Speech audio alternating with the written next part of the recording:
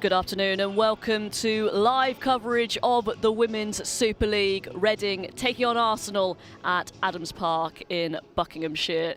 Two teams have had a bit of a dip in form lately. They've lost 2 of their last 3. Arsenal reeling from the last round of matches, which saw them knocked off the top spot for the first time this season.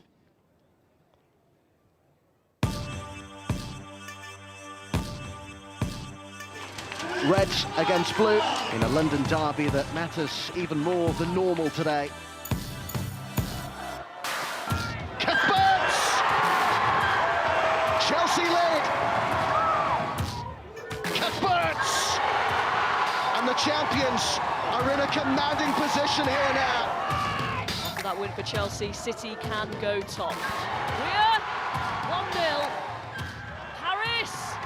That settles it. City are top of the WSL.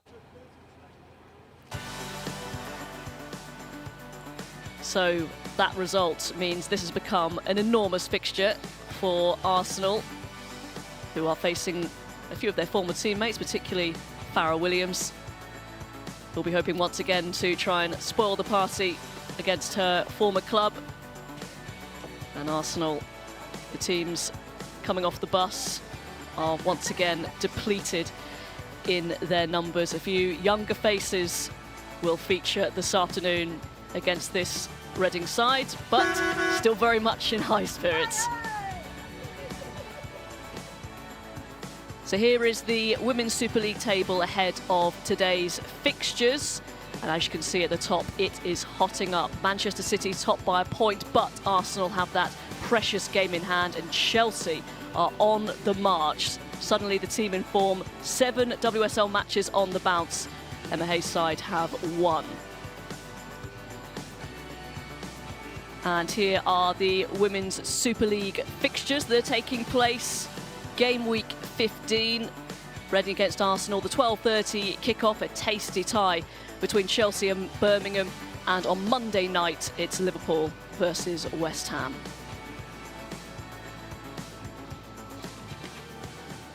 So just a few minutes away from kickoff here. Jane Ludlow, the Wales manager, with me for commentary this afternoon, and we've picked out a couple of players to highlight ahead of kickoff. Katie McCabe for Arsenal, Jane, an interesting one. Yeah, great young player, obviously Republic of Ireland captain at a very young age. She's very versatile. Her club form has shown that. You know, she's played multiple positions for them this year: midfield, back line, forward line, and she's done very well in all positions. So a really good young player coming through at the club right now. And have a look at the form guide here for both teams. Very similar. Both sides suffering defeats. 2 defeats in the last 3 games. Arsenal, of course, against Manchester City and Chelsea last time out. And Reading winless in their last 3 in the WSL. So Katie McCabe, one to watch for Arsenal. And some friends reunited there. Danielle van der Donk for Arsenal, who mercifully is on the bench today, talking to Farrah Williams, who once again will be key for Reading. Yeah, unfortunate for Arsenal again. They're missing quite a few of the regular players who have managed to, step on the pitch over the last few weeks for them. And it's kind of the tale of this season so far, losing players at important times. Well, it's always an important time, they want their best players on the pitch. But yeah, Van der Donk obviously a massive influence on their team, and missing her today could give Reading an opportunity to pick up points in this league. So Arsenal continue to be depleted on the pitch and also in the dugout today. Joe Montemuro hasn't travelled because he's sick.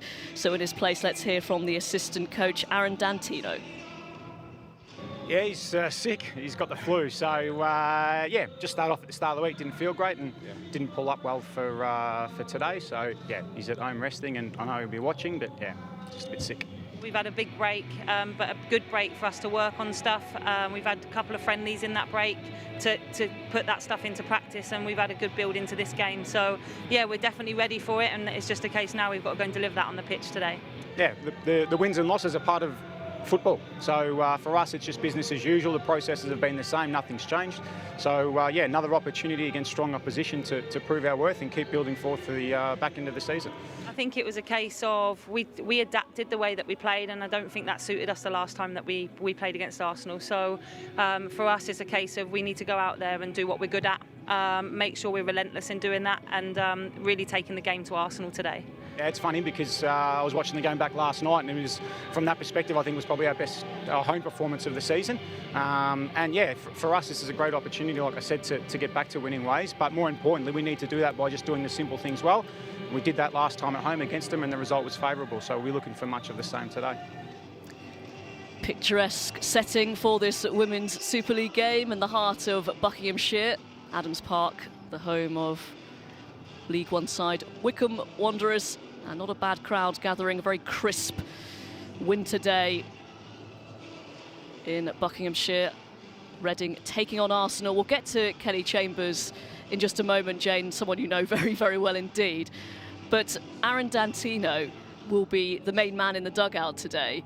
Joe Montemurro not even here. I'm sure they would have had detailed conversations beforehand, but how much can that affect, do you think, things on and off the pitch? Oh well, look, it could go either way. I mean, I'm not on site with the guys when they train day in day out, but I'm sure both men are involved in the training environment, involved with communicating with players effectively day in day out. So I'm sure for the players in the team today, it's not going to make a huge difference. Obviously, having the manager on the side of the pitch does have a massive influence at times when you need instruction, but I'm sure he has every confidence in his assistant coach to be able to do the job for him today. And with Kelly Chambers, they've obviously been on a pretty desperate run of form. Reading in all competitions, no win in 5, and they also haven't played for an awful long time. Their last game was on the 9th of January. We heard from Kelly there, they've had a couple of friendlies, but difficult, isn't it, after such a long break? And a lot of these Reading players wouldn't have gone on a camp or international duty. Yeah, look, for Reading, Kelly will sit there right now and be really disappointed with how they performed when in the reverse fixture earlier in the season. You know, it was a shock to them, I'm sure it was. Arsenal were particularly well, played particularly well that day. Reading were the opposite. You know, they got exposed really easily in wide areas of the park, particularly. So I'm sure she will change something in their system today to ensure that doesn't happen again. I'm really intrigued to see how both teams set up, because obviously in game 1 it worked really effectively for Arsenal, but the opposite for Reading. So have either team changed? We'll see now in the next few minutes. Well, it's a huge game, especially from an Arsenal perspective. Just 1 point behind Manchester City with a game in hand, but any sort of slip-up will hand City the initiative and will give them a huge boost ahead of their game, which kicks off at 2 o'clock at home against Brighton.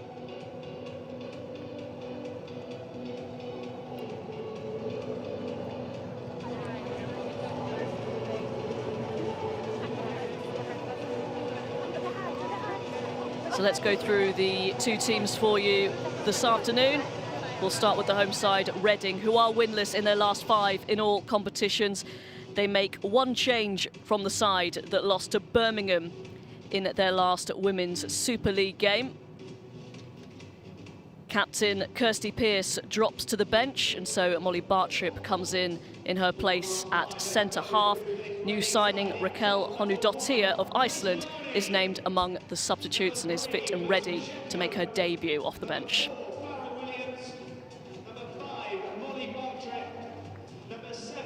As for Arsenal, 3 changes.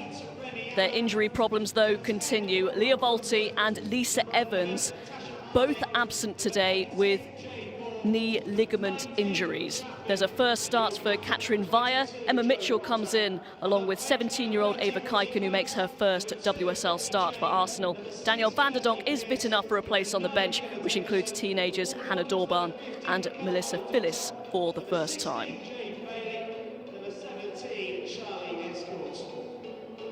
So Aaron Dantino will be the man in the dugout, already furiously taking notes, perhaps on the huddle. He's not happy with that. Something he can talk to them about at half-time.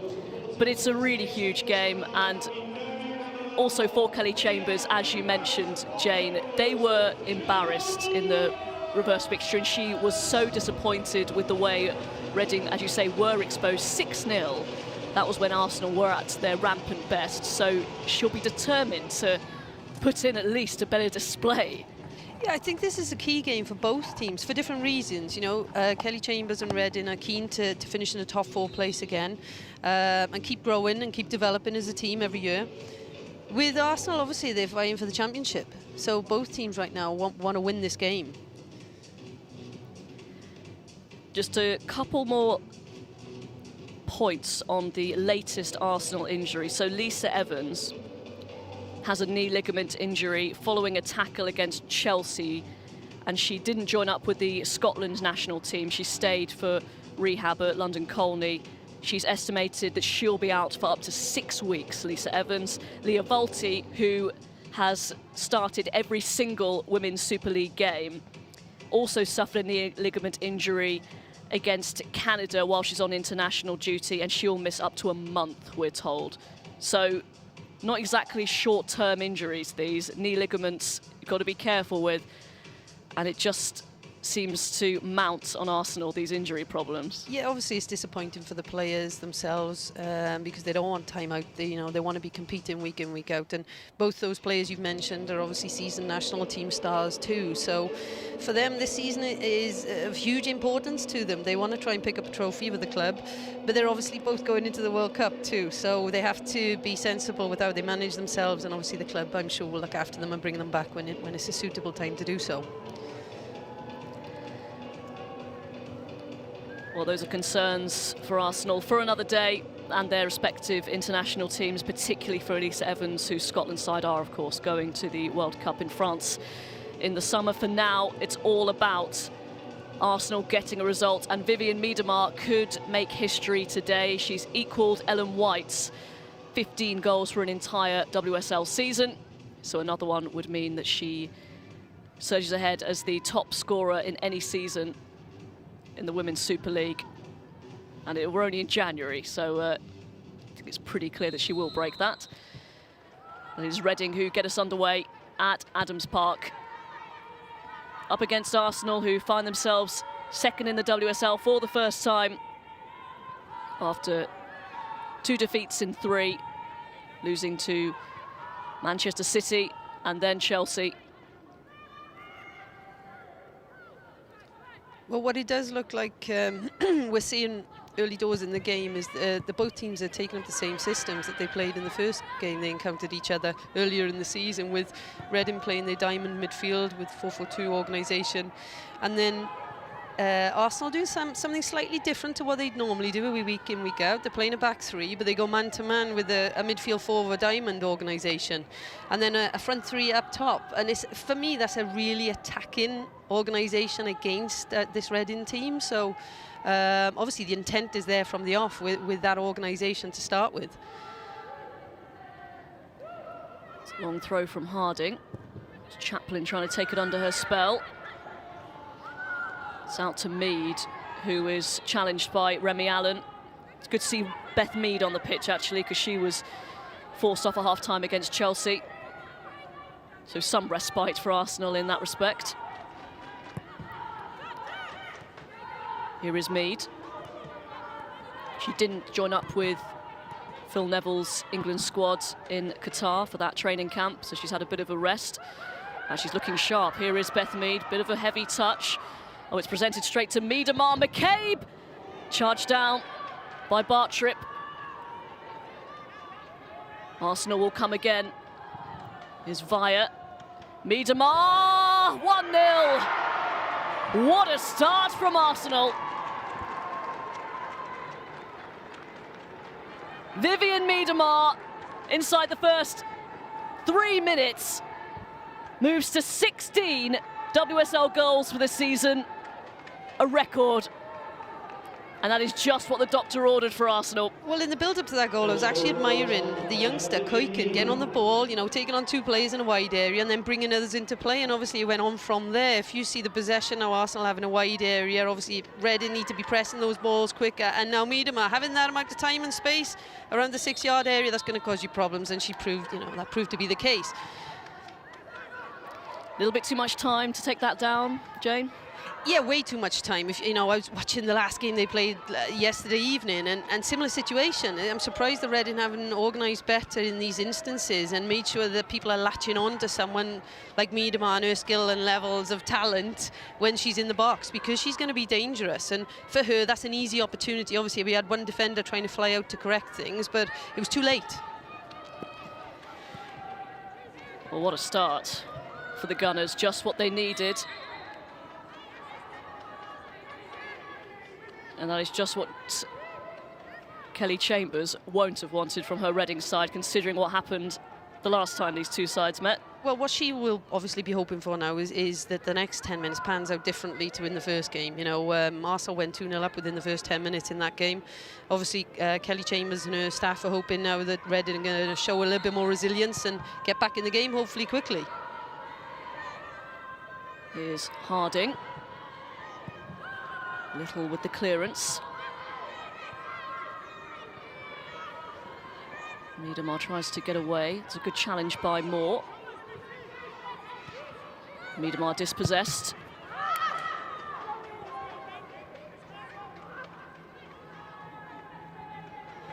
This game could work out to be a game that the ball is in central areas of the pitch a lot because of the both formations, and you know, both teams want to get on the ball. Both styles of play are about building and, you know, getting on the ball, bringing others into play as quickly as they can, and having support movements going forwards quickly and effectively. So it'll be interesting to see how much this wide area is used, and if it is used, how effective it's used, because it could end up creating some goal scoring opportunities for each team. And Arsenal's defence hasn't been quite as robust as it had been earlier in the season either. No, one of the things that impressed me more so than anything with this team at the start of the year was their ability to press teams high up on the pitch and go as a group, so not just one individual chasing, but they're all latching on and they're pinching balls in the opposition half, which, again, you know, with the talent they've got, when they're getting balls in that area of the pitch, they're going to create goal-scoring opportunities. Here is Farrah Williams, allowed to turn. Kim Little. Now Williamson.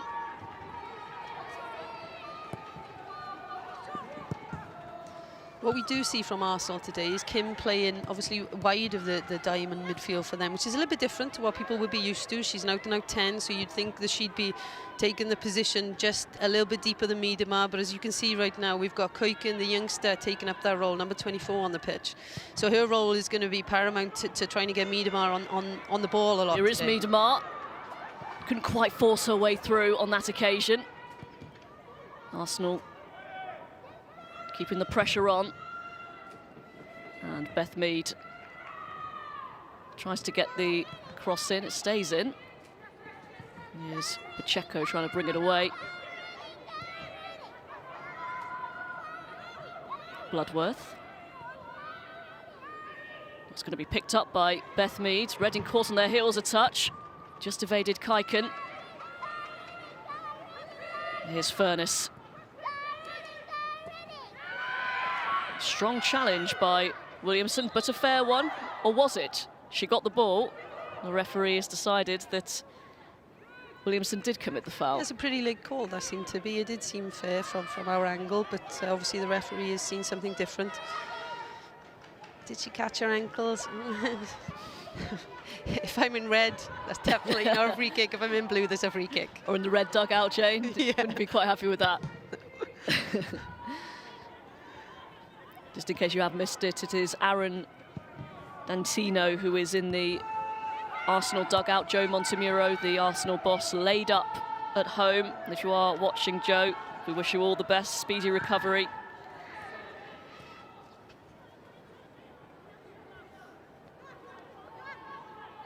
I'm sure this will make him feel a little bit better, though, the start that Arsenal have had.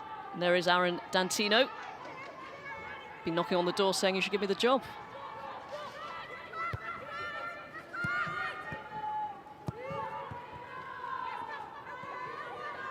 McCabe. It's very crowded in those central areas of the pitch right now, when obviously they're technicians, both sets of players, so they're able to get out of those situations. Via with a lot of space, couldn't find Miedema, who'd offered some good movement. So some teams have chosen to go up against Arsenal this year and counter-attack whenever they have the opportunity to do so, especially when goalkeepers picking the ball up. They're trying to go forwards quickly. And it's been useful for some teams, but Reading seem to not be choosing to do that right now. They're trying to build. They're trying to break Arsenal down by building and playing through them.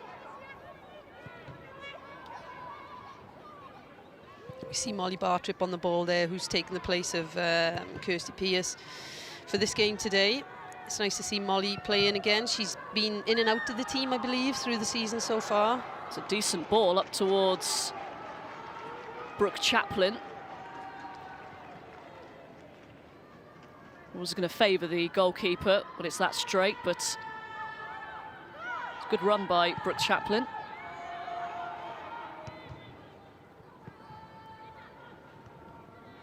Furness forward. Quinn stepping in.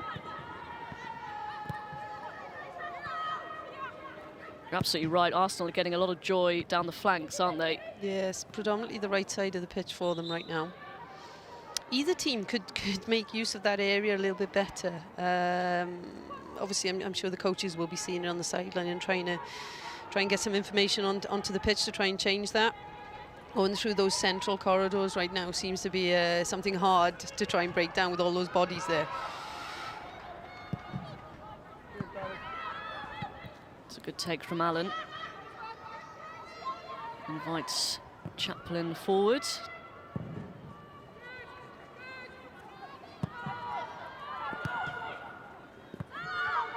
I would have expected in the first 10 minutes of this game to have more intensity from both teams. I think both teams can lift their levels right now, especially when they're out of possession and they're pressing game, because at times I've seen both teams do that particularly well. Right now, both teams, they're standing off each other, which is not what I expected, if I'm honest.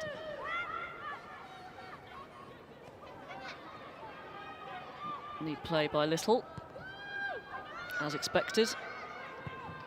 Don't think she didn't join up with the Scotland team, despite being fit. She played the full 90 minutes against Chelsea in the last game, so clearly a discussion and an agreement between club and country. Yeah, I'd imagine so. You know, if a player's fully fit and the country decides to leave the player with the club, then I'm sure that there's been good communications, effective communication between club and country there. And if you look at the Scottish national team, I'm sure Shelley Kerr is going through a process right now of trying to give her full squad game time, and you know, you'd sit here and you'd expect Kim to be in that starting lineup come the World Cup, whereas others are, you know, vying for positions to get alongside her. Took a little deflection of Vivian Miedemar's goal, but will certainly be hers. And adds to her tally again now for this season. 23 in all competitions, not a bad return. After a bit of a slow start to her Arsenal career. Yeah, I think she's been phenomenal this year compared to the performances I saw from her last year. She seems like a brand new player. Here is Miedemar dropping deep. It's nearly cut out by Brooke Chaplin. She continues to star for the Netherlands, Miedemar. It's a ridiculous record she has. 54 goals in 66 appearances for the Netherlands. Yeah, and they're a great team. You know, that they actually did us a favour prior to our last championship, our qualifiers. They were the last friendly competition we had before going into our Euros, and they absolutely battered us. They smashed us, and it was a case of, you know, us trying things and the wrong time to try things. But it woke us up as a team. You know, the levels we wanted to get to as a Welsh national team needed to our standards needed to be higher, and we needed to change certain things so that we could be competitive. So I'm actually very thankful to them. At the time I wasn't, but right now I was going to say, I think that's the first time I've ever heard a manager thank a team for battering they were flying. Obviously, a month later, they picked up the European trophy, and they exposed us in all the areas that we've, you know, our relative weaknesses, I guess, and we had to make changes, and we did, thankfully. Little. But no, Miedemar is, you know, one of many in that very talented national team squad right now. I'm sure they'll do very well in the World Cup. Obviously, they fought to get there, which was a bit of a surprise to everyone. To go through the playoffs. Yes, but I'm sure they'll do very well now that they're there.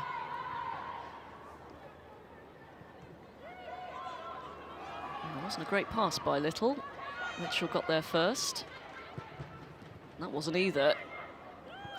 but they're managing to still retain the ball. Unfortunately for Reading, because they're forcing them into certain areas, but not managing to pinch the ball back from them. It's a very good header by Bartrip, because if she'd misjudged that, Miedemar was lurking. Intercepted by McCabe.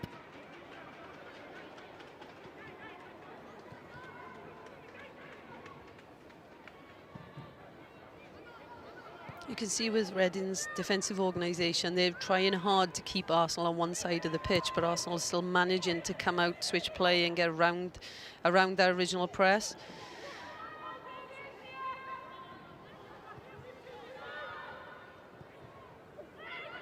A shove in the back. Found a free kick to Reading. It's good to see Emma Mitchell back as well. She's had her injury problems, like most of this Arsenal squad. But a penny for the thoughts of Kelly Chambers, the Reading manager. Well, look, there's aspects of their game that we're not seeing right now that they would pride themselves on, in a sense. Again, the ball down and playing and combining really well. That's what they like to do. Short passes, movement in and around the ball area, so they have passing options so they can play quickly. And we're not seeing that being effective right now.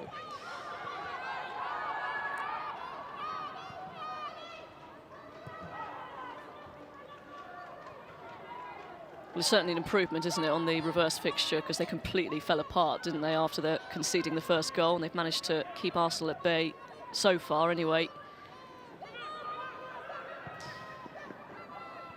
Yes, but knowing Kelly Chambers and her group of staff, I'm sure they'd be expecting more from that group of players that they have out there right now, and this may give them an opportunity here. Brooke Chaplin putting Louise Quinn under pressure, forcing a throw deep in the Arsenal territory. Those incisive balls, actually, from the back have caused a few problems. Yeah, it'll be interesting today to see how the front two of Reading can expose areas against that back three of Arsenal. Whether they can time their movements into those wider areas and try and drag them out into spaces they don't particularly want to go into. Obviously, to do that effectively, the pass option in the first place has to be accurate and timed well.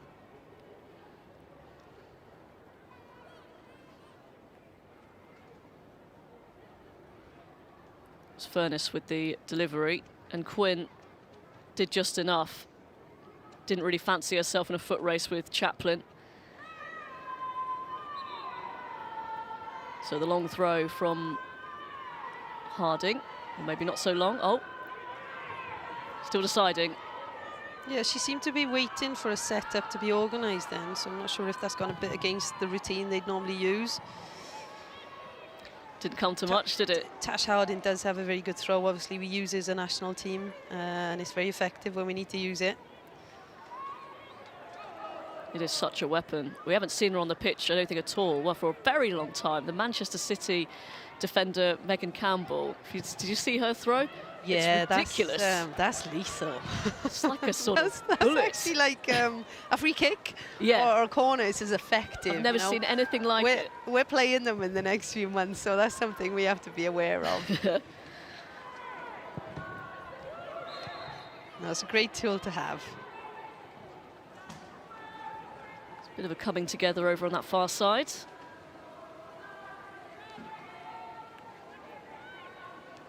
And Farrah Williams actually turned 35 2 days ago. Oh gosh, that makes me feel old. Still going. There's still time, Jay. When we used to have battles, obviously I was a lot older then, and she was the younger one coming through, the very talented, younger, energetic central midfield player that was coming through when we had some good battles. I enjoyed those games against Farrah. And there's no reason why she can't keep doing it for the next few years, because her form this season has been particularly good, getting on the end of balls in the box and on the scoring sheet for them. A bit different to the role she's had probably for the previous 10 years with many of the clubs she's played. She was an organiser, the one that sits in front of the back line, breaks up play, but also creates goal scoring opportunities for others. Here's McCabe as the weather takes a slight turn at Adams Park.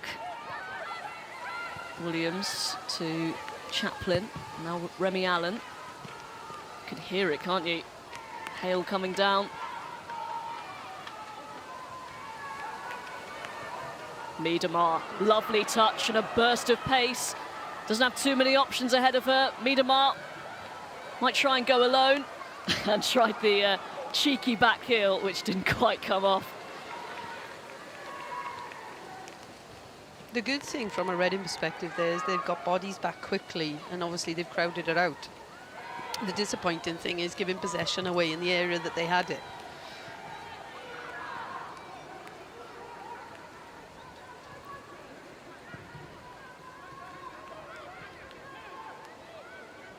Here's Rachel Furness, former Sunderland. So we're seeing that patient build-up again from Reading, putting balls into central areas to try and drag players out to create spaces in and around that area for them to use.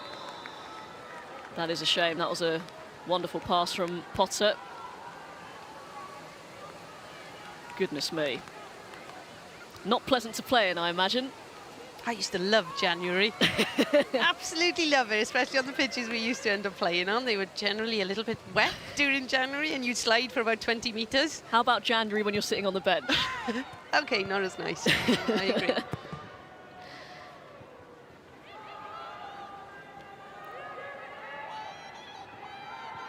Jade Moore. To Maloney, and now Potter. She's got a wealth of experience, this Reading side.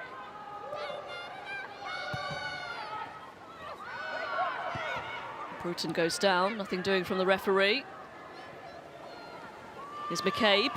Good movement from McCabe there, obviously coming just on the outside shoulder of Rachel Furness, Furness plays as kind of the base of that midfield diamond for Reading, so as a one rather than a two-man screen in front of your back line, they can be exposed, that player can be exposed either side of them, and that's what we see from the Arsenal diamond, trying to expose that when they're in possession, trying to work each side of Furness, which will end up dragging a centre-back out, or if it doesn't, it gives you time and space on the ball to run at that back line.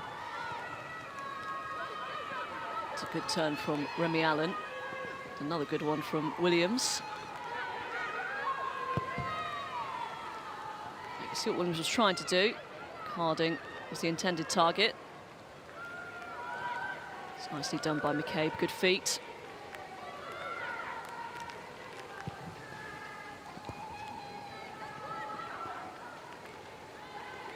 Good sweeping up by the 17-year-old Ava Kaiken, who was slotted in nicely. Yeah, good work ethic from the youngster there. No, Arsenal have been forced to field teenagers when perhaps they wouldn't have done this season, but certainly hasn't done them any harm. No, I always look at those. If you're that player, it's an opportunity you need to take, because you know those opportunities don't come around very often when you're in a team full of national team players, and when they do come around, you know, it's about performing when it's necessary, and these youngsters at Arsenal seem to be capable of doing that.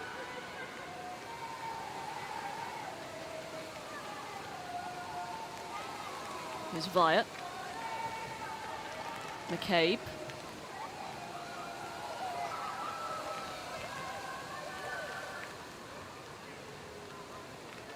Just wonder if the pitch is going to start to deteriorate in these conditions. Very heavy rain in Buckinghamshire. You do wonder whether the weather is actually playing a part with regards to the Reading build-up play, because that wind does look particularly strong right now with that driving rain as well. So maybe an advantage either half for each team. Yeah, it looks like Arsenal have the wind at their backs this half. Look at that, goodness me. Beth Mead is dispossessed.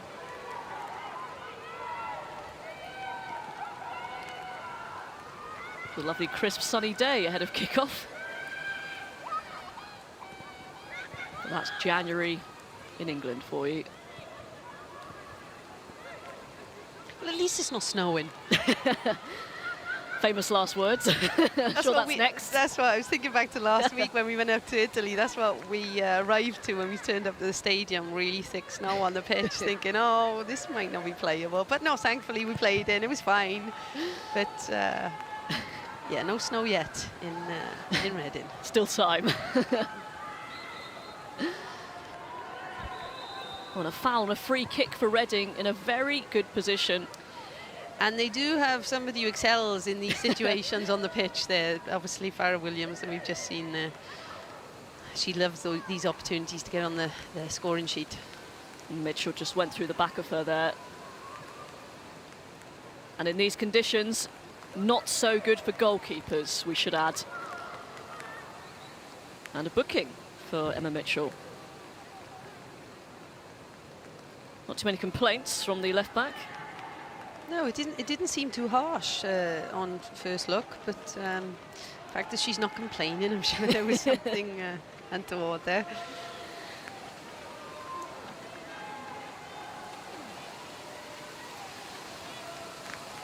Well, rather them than me.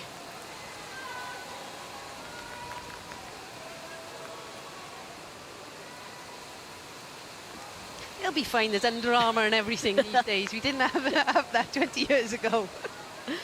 You were swimming in your shirts, weren't you? Oh, it's a clever Dinks one, and big penalty shout. The referee was quick to wave away the protests. I think it was Lauren Bruton that got hit quite heavily there, but the referee's probably allowed it because obviously the person with the contact has ended up contacting the ball and clearing the ball, so their eyes are on the ball, I believe. But one that I'm sure Reading would have asked for. Well, let's have a look at this. It was a very clever free kick from Farrah Williams. Yes, it was Bruton who made the run. It was Miedemar. It's an unusual technique to use. Effective now. Obviously, there's no penalty given. It's effective. Could potentially be an arm as well. I'm sure Lauren Bruton would have felt the full force of that. Yes, no? Yeah, I've seen them given that, you know, yeah. Again, if I'm in blue, I would have been asking very politely there for a penalty. Politely? Of course. Well, Miedemar didn't get the ball, did she? And really flattened Lauren Bruton. I think Reading might feel slightly hard done by.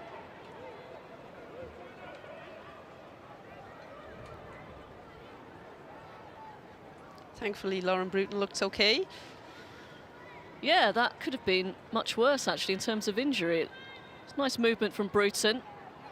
She's absolutely taken out by Miedemar.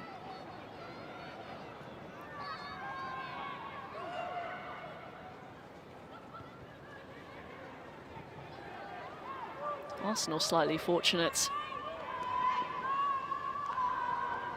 And as quick as it started, the rain, the hail has ended. What we've seen now for the last 15 minutes is kind of two teams cancelling each other out in many ways. Not many goal-scoring opportunities, not many chances of getting the ball in the final third for each team. Started very well for Aaron Dantino, a goal inside the first 3 minutes. The assistant coach standing in today for the stricken Joe Montemuro. Been down all week, we understand, with the flu.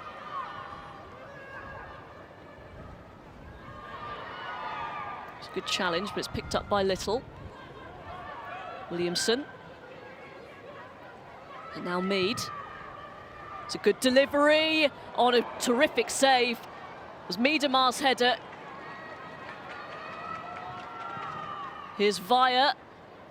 Kim Little's there. Couldn't get the power or the position straight into the arms of Maloney. Two good opportunities there for Arsenal, and you know, this first delivery from Beth Mead has just summed up her season so far. She's been absolutely fantastic with her deliveries from wide areas against different teams.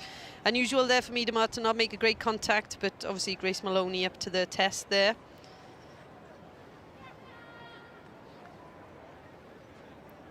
Point blank range, Grace Maloney, who got her positioning spot on. And Miedemar is down now, receiving some treatment. And this is not a sight that any Arsenal fan or anyone associated with the club will want to see. No, and you wonder whether it was something in that recent incident there, or whether it's something she's been carrying throughout the game that's gradually getting a little bit worse. It looks like she's just going to be patched up Is that some deep heat? Here is the incident. She may have just got caught in the melee, perhaps. She looks all right there.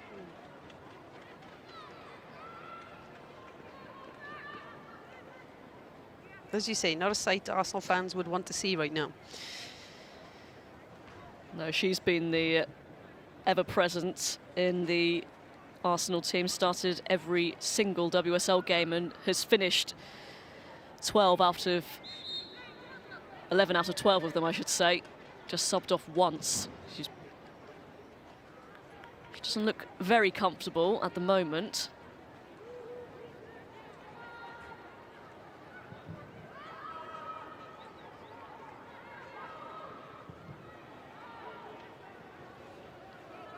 There's some Arsenal substitutes warming up. Not a whole lot of options on the bench in terms of experience anyway in the attacking areas. Reading choosing to play a little bit more direct now and look to turn the Arsenal backline early.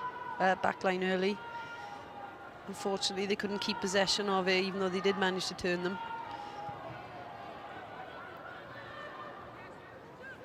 Bloodworth manages to help the ball out to Kim Little. Williamson. It's intercepted by Pacheco. Here's Chaplin. It's been pulled back for a foul on Bruton. That could have been an opportunity there for Reading to exploit if they could have got numbers higher up the pitch quicker, because the Arsenal backline were a little bit disorganised. Obviously, Leah Williamson has just driven over the halfway line and lost possession of the ball. But Reading not capable of utilising that space when it was available then. So another opportunity from the set piece. The last one perhaps should have resulted in a Reading penalty. It's Potter this time, it's towards Furness. That's headed away, but straight to Molly Bartrip. Not a bad effort. Arsenal managed to clear their lines for now. Well, she struck it well, Molly Bartrip. Yeah, opportunity there for Reading, but good numbers back for Arsenal and good reactions. So with set plays, you know, second phases are always really key. Lots of teams score in these positions because of lack of reaction from defensive players, but lots of numbers there, and obviously they cleared the ball really effectively. Whether that was a shot or an attempt to help it into the penalty area, it wasn't bad. And this looks worrying. That was a really bad landing then. You know, I'm not sure if Kim Little has had, you know, much to do with that. I think it was just a case of she's trying to attack it and the Reading players ended up going up over the top of her. I believe it's Remy Allen. But really awkward landing on her neck there. Awkward is the word. That did not look good.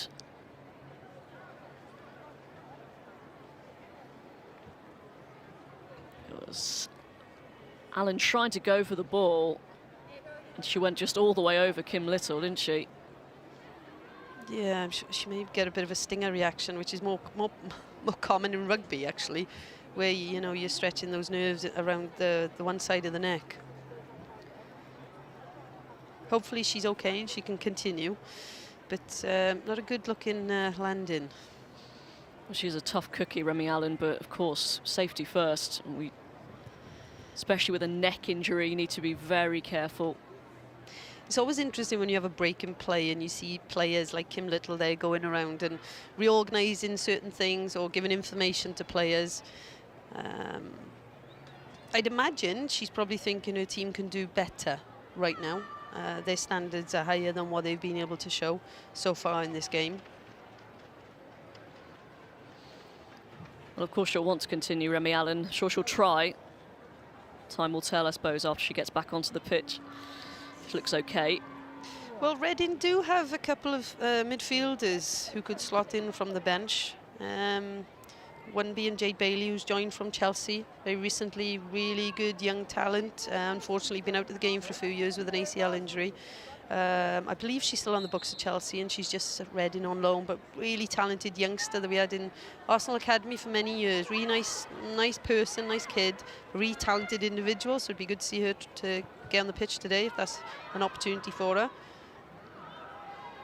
Remy Allen returns to the pitch for now. Didn't really expect anything less from Remy Allen. No, combative midfielder, been around for many years, and yeah, she'll be desperate to get back on that pitch. Hopefully she's okay. Here is Allen. Straight back into the action. Potter.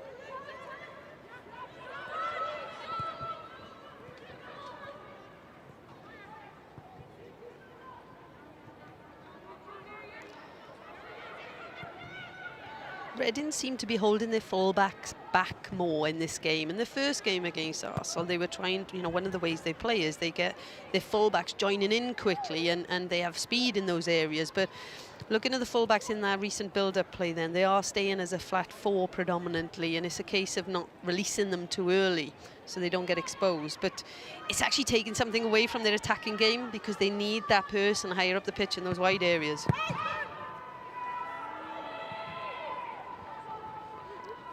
Just a reminder of what else is happening today. Chelsea against Birmingham, Manchester City against Brighton, both of those 2 o'clock kickoffs. Bristol City up against Yeovil at 3. And tomorrow evening, 7 o'clock, Liverpool versus West Ham United. And you can see all the highlights from today's games on the Women's Football Show with Ailey Barber and very special guest Jordan Nobbs, who we'll hear from at half-time. That starts at 11 o'clock. Tonight on BBC One, midnight in Scotland. A throw to Reading.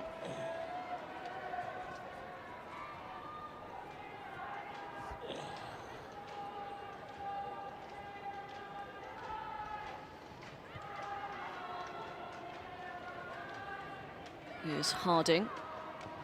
Bruton wanting the return pass. Mitchell puts it out of play.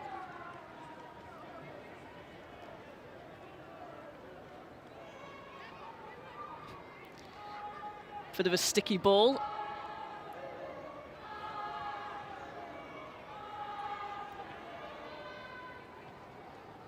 There's more. Back to Harding. Little away. Good spell this by Reading. Yeah, and what you see from Arsenal now is obviously they've got good numbers back. The Arsenal wingers, who's obviously there's a new player we haven't spoken too much about today, is Veya. One of the first starts, I believe it's her first start for the club. She's doing particularly well on one of her roles, obviously, big defensive role today with regards to when Reading fullbacks go forward, she has to get back and make sure she's that extra body on the outside of the centre-backs, protecting that space for them. She's doing it particularly well. Well, the card's coming out here. Yeah, it hasn't really been a nasty game, has it? But interesting that we're getting some cards in the first half. Whether there's some niggles going on that obviously we can't see, we're not that close to the situations. McCabe, who joins her Arsenal teammate Emma Mitchell in the book for this incident. It's not an awful lot in that. Perhaps it's a yellow card for tossing up. There's some good play there by, I believe it was Lauren Bruton, because she's obviously holding McCabe on the one side, which the official can't see. And she's pinning her really well, and McCabe is desperate to get on that ball and obviously just fallen into that a little bit there. And can Reading take full advantage of that clever bit of play from Bruton? Farrah Williams, it's a good delivery, but no one had made the run. You can see with Reading, they obviously work a lot on their set plays. They've changed up what they're doing on it. With that, you see a false movement from the group of players to try and take Arsenal's backline deeper to create more space to use, obviously, when the delivery does come in.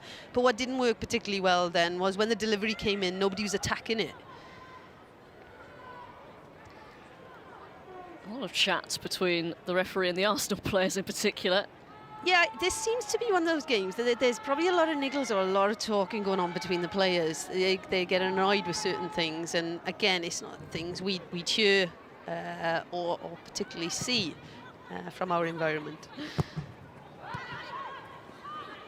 Jade Moore, the latest, to have a quick word.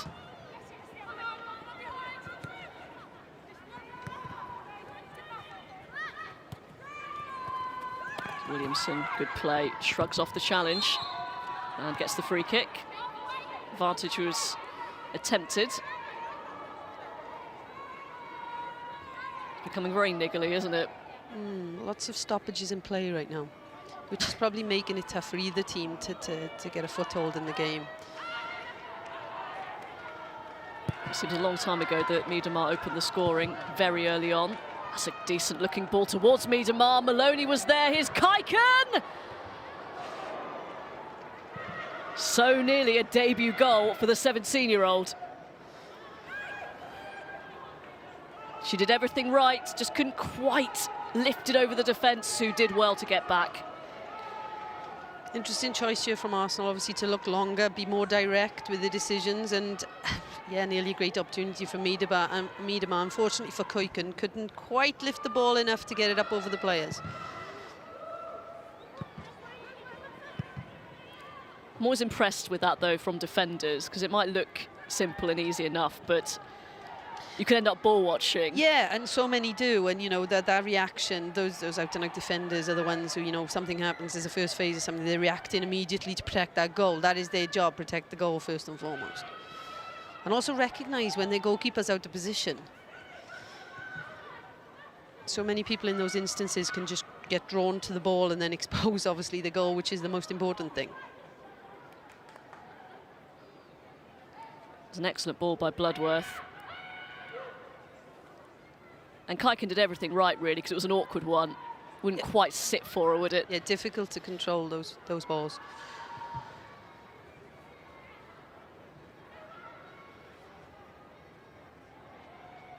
Here's Mitchell.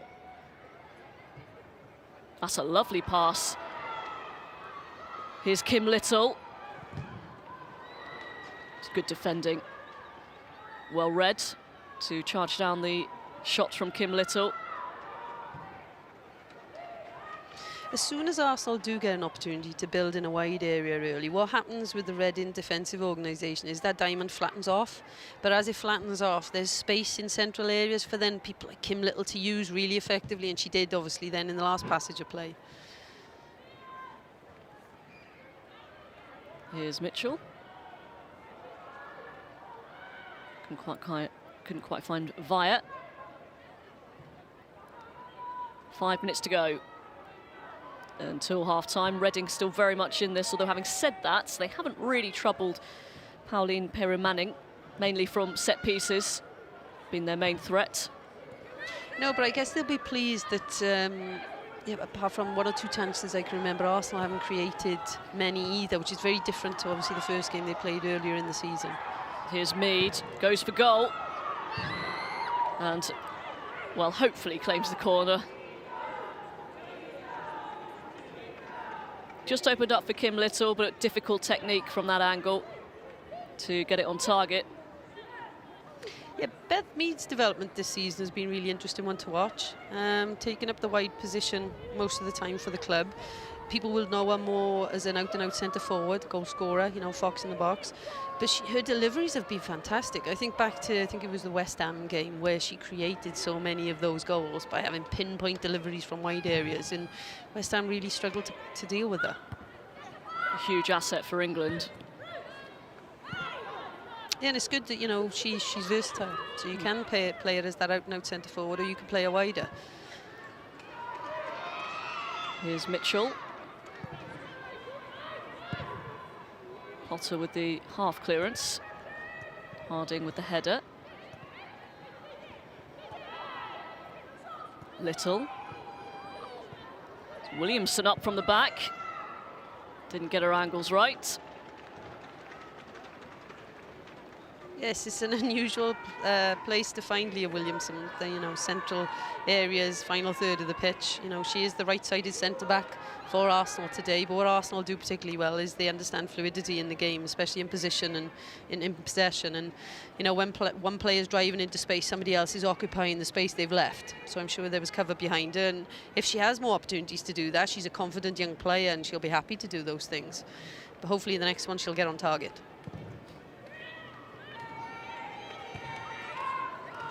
Not long to go before the break.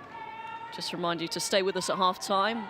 We'll have our top 5 volleys from the Women's Super League this season so far. We'll also get some news from the Manchester United camp. Very interesting game coming up for them. The Continental Cup semi-finals against Arsenal after they dispatched another top-tier side in West Ham. And we'll also hear from Jordan Nobbs, England and Arsenal midfielder with Ailey Barber. So do stick with us here on the red button. Here's McCabe. Oh, that's a lovely run by Miedemar. Some really good combination play in central areas then from Arsenal, managing to play around that tight diamond of Reading.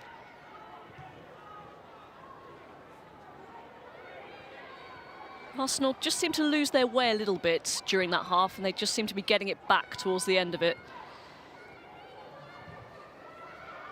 The pressing game is very different when you think back to earlier in the season. These instances now where the ball is on the pitch, they would have been hunting that in packs really aggressively. And it's less so now. And you know, it could be the tactical part of the game. That's what they want. You know, they're protecting areas behind them more so. Well, the assistant coach, Aaron Dantino, started taking notes before kickoff, so that's going to be a very long page of notes. And he's got one of those pens that have different colours. Look at that, he's using all of them. Oh, that's old school, that is. Brilliant. That's proper old school. Where's his iPad? Do you think he borrowed that from Joe Montemuro? He passed the proverbial baton, but it's actually a pen that has many colours. Yeah, I'm sure with regards to, you know, how a manager and a head coach or assistant coach work together, those relationships are always, you know, really strong relationships, and you know, those pairings, they pretty much think very similarly, think very alike with how the game should be played, and they'll understand their players in a very similar way. So I'm sure the thought process that he has right now will be very similar to what the boss has, even though he might be watching from home, sitting on the sofa.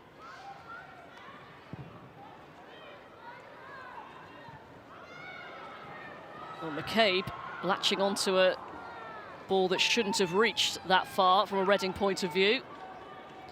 4 minutes of time added on. I think most of that from the Remy Allen injury, which thankfully she has recovered from.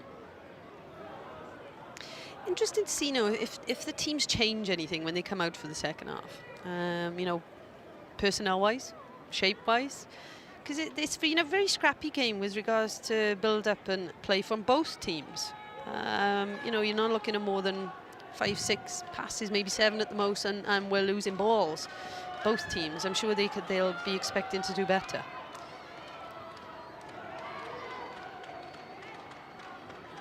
Perhaps a final opportunity for Reading to try and get one back. This would be a fabulous time to get an equaliser.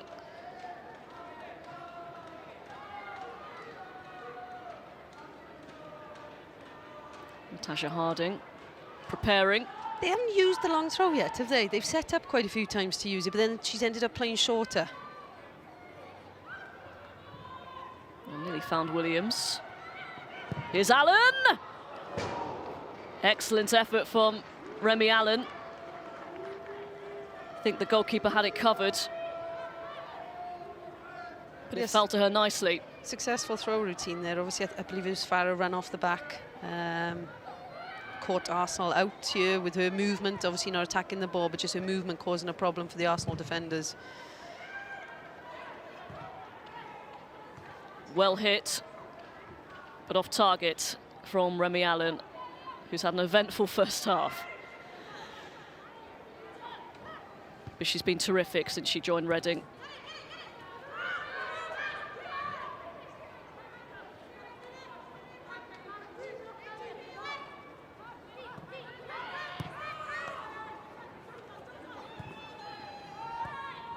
Reading ending the half well. What you see here, look, as the ball's in play, there's so much space, far side, right side of the pitch, but actually Reading aren't choosing to use it. Obviously, their prerogative, the way they want to try and break this Arsenal team down. But there's so much room to play on that the far side of the pitch. But it's Tash Harding in this instant making a decision not to go forwards, and it must be part of the game plan. This was nicely played by Reading, and actually Bloodworth with a very risky challenge indeed. I think Bruton perhaps could have made more of that. Yeah, and I suppose there's something in the female game, which is a good thing. You know, the players are honest. So chance for Reading in the final minute of stoppage time. Joe Potter towards Furness. Didn't quite drop for Chaplin.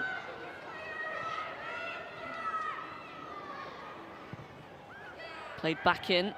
Arsenal under pressure late on here. Be great for Reading if they could get a goal back now. Change the mindset completely of the group as they walk back in for half-time.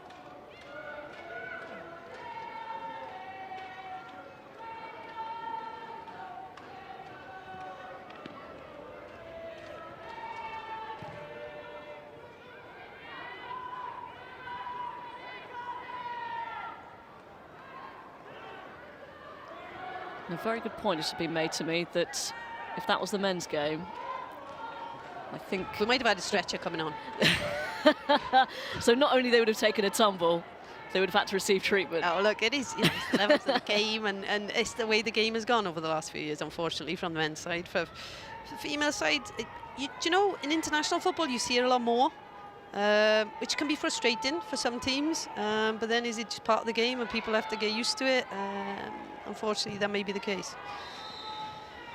There it is, an eventful first half that's still very much in the balance. We thought that Arsenal were going to run away with it. Vivian Miedemar scoring after just 3 minutes. But after that, it didn't really go Arsenal's way. They've huffed and they've puffed. Reading have been resolute, and they've had a couple of chances of their own. Lauren Bruton maybe could have had a couple of spot kicks. We will analyse and reflect on that first half after we hear the thoughts of Jane Ludlow. Still on a knife edge, this one. Yeah, it could go either way, you know. When you look at the first 5 minutes, you're thinking, oh, Arsenal could run away with this again, but Reading have stopped that happening. I think Arsenal haven't been at the level they can perform at in and out of possession, so their levels can go up. But from a Reading perspective, if you're their coaches going in now, you're relatively happy. You know, from the first 5 minutes, and you think of the last game you've played against them, you're going to be happy it's 1-0. But they've had opportunities to get back in this game. And quite apart from the assistant manager there, Aaron Dantino, trying to remember his own colour codes, what will he say at half-time? Look, it's a frustrating game in many ways to watch because both teams are trying to build, but it's breaking down really quickly. So whether he goes in with the thought process of let's use certain areas of the pitch more effectively, let's play quicker. That's the most disappointing thing for me with Arsenal right now. I think they can play far quicker. When they're pinching balls, they can transition far quicker, and that's been one of their strengths so far this season. So, second half, very exciting coming up, but let's reflect on that first half and see the major incidents from the first 45 minutes at Adams Park. It all started very well and very quickly for Arsenal. Miedemar scoring her 16th goal of the WSL season after just 3 minutes. Yeah, given lots of time and space to use here, and obviously a bit fortuitous with how the ball's gone in, and obviously Grace Maloney unable to react to the defender throwing herself in front of the ball.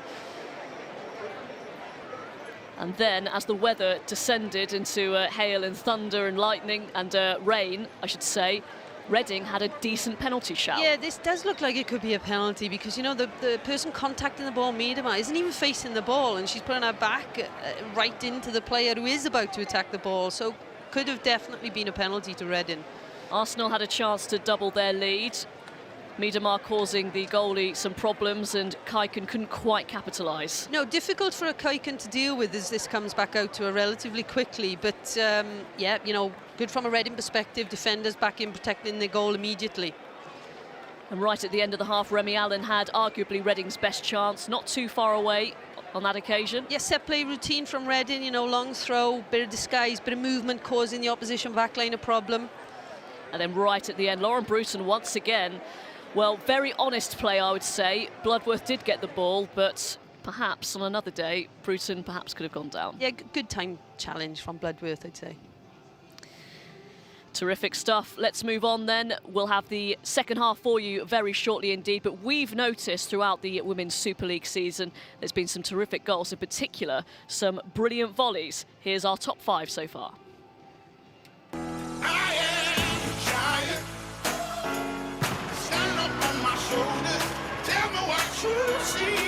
And the volley into the net, what a goal that is! And Caroline Weir gives Manchester City the lead. Here's Graham. Allowed to bounce. Here's Rutherford! Oh, it's stunning! What a strike from Rutherford. Space opening up now for Harding. Options in the middle. Farrell Williams, one of those. It is brilliant. What a finish. Top class from a top player.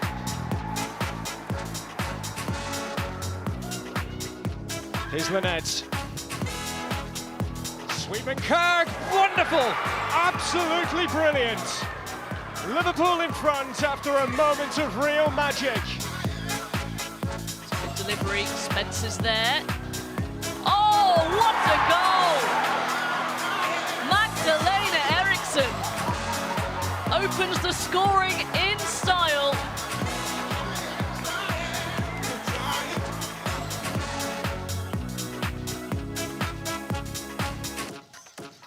Some corkers there, Jane. I think we both agreed on our favourite though. Yeah, Sweetman Kirk, I think, she's on the move, she's travelling away from goal, and then she has to control the ball and try and flip her body around at the same time. Now, great goal. I did like Farrah Williams as well, because that ball was pinged to her on the edge of the box, and again, she's managed to control it effectively. I think almost for her, because we know what she can do, she kind of gets deducted points almost. It's just usual. Yeah, exactly. Yeah. She seems to do that most weeks. Let's focus now on the second tier of women's football, the Women's Championship. This is the table at the start of play today. There are a few games going on at the moment. Pretty tight at the top, as you can see, and it's not Manchester United who are topping the table at the moment. Tottenham Hotspur doing extremely well, but of course you can see there Manchester United have that game in hand, so can overtake them. But perhaps not as close as one would have thought, with Manchester United being the full-time outfit that they are. Here are the fixtures that are taking place today in the Championship, and we'll reflect on those in the Women's Football Show later on. As you can see, goals between Aston Villa and Leicester City, and high-flying Durham leading by 1-0 against Crystal Palace. No game this weekend for Manchester United. They've had a couple of games postponed, actually, in unfortunate circumstances this season. They'll still be hoping to top that table come May, and they have a very tasty tie in the Continental Cup semi-finals, with Arsenal coming up after they beat West Ham in the quarter-finals. So we thought it was a good time to catch up with 3 of their stars. Big news this summer was the revival of the Manchester United women's team. Memo to the WSL, beware the Red Devil women. Everybody wants us to fail. You put on the shirt and you feel the weight of what you represent. Do you ever think, looking back to when we first signed, that like the first game would walk out and there'd be like 4,500 people out there? I didn't expect that at all. I was proper taken aback by, especially how the fans have embraced us. As a club, Man United have got such a massive following, but I feel like they've taken us under their wing, haven't they? And we've got our own little fan base that travel everywhere. The Barmy Army. The Barmy Army. I have to give them a mention.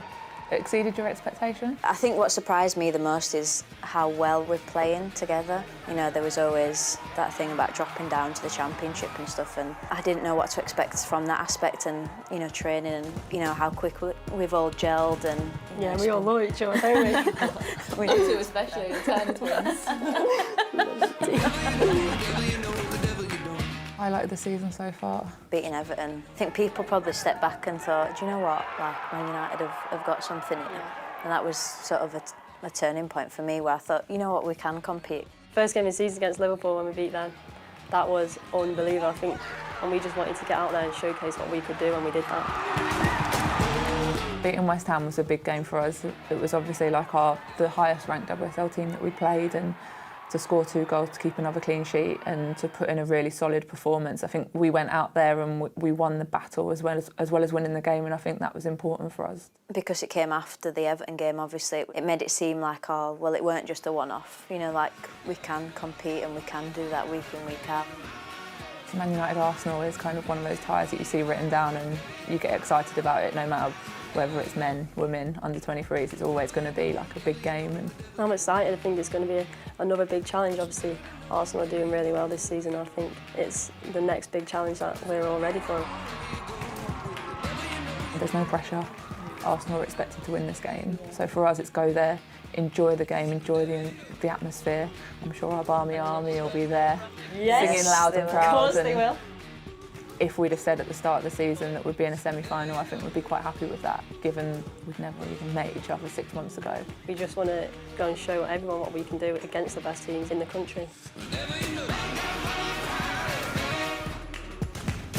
I'll tell you what, that's going to be a really interesting Continental Cup tie, isn't it? Arsenal against Manchester United. Manchester United, actually, it was fairly simple for them to beat West Ham United, who've shown flashes, haven't they? They've been very inconsistent, so it's hard to judge them, isn't it? We were saying before. So this will be a really interesting test to see where they actually are, Manchester United. Yeah, look, when it was announced, you know, many months back that they were coming into the women's game, I thought it was fantastic because we've got another big club who are going to take the women's game seriously, bring professionalism into their environment and give players opportunities to be pros and develop our game. So I think it was great, and I think it's great they're competing well in the Championship. But I also would say about the Championship, you know, you've got Tottenham in there, and you've got other teams in and around there who are doing fantastic things for the women's game too. And maybe it's a good thing they're not getting spoken about, because if that was me in that club, in that environment, that'd be driving me on immensely right now to make sure that we finish above the Man United team come the end of the season. Don't forget, you can watch the Women's Football Show. It's on BBC One tonight at 11 o'clock. Slightly later start in Scotland at midnight. Let's go pitch side now to the Women's Football Show presenter, who's with very special guest Jordan Nobbs. Thanks, Robin, and I just have to say, first of all, it is absolutely freezing down here. We've just had a hail shower as well passing through. It is not nice conditions pitch side, but Jordan, it's lovely to have you with us. I'm sure, though, you'd much rather have been out there, wouldn't you? Yeah, you know, I'm good to be on the sidelines, but it comes with football, and yeah, I'm glad we're 1-0 up. It's keeping me calm. We just heard from some of the Manchester United players there ahead of the Continental Cup semi-final. I mean, they are a Championship club, but it's going to be a real test for both of you, isn't it? And particularly for Arsenal with the injury problems that you have right now. Yeah, definitely. I mean, you know, Man United have beaten Liverpool and West Ham, so they've shown where they are at as a club, and I'm sure they're relishing the chance to play Arsenal and want to beat us. So yeah, we can't underestimate that, and unfortunately we have a lot of injuries at the moment, which isn't an excuse, but you know, I believe in the strength in our squad, and you know, today obviously going in at 1-0 at half-time is good for us.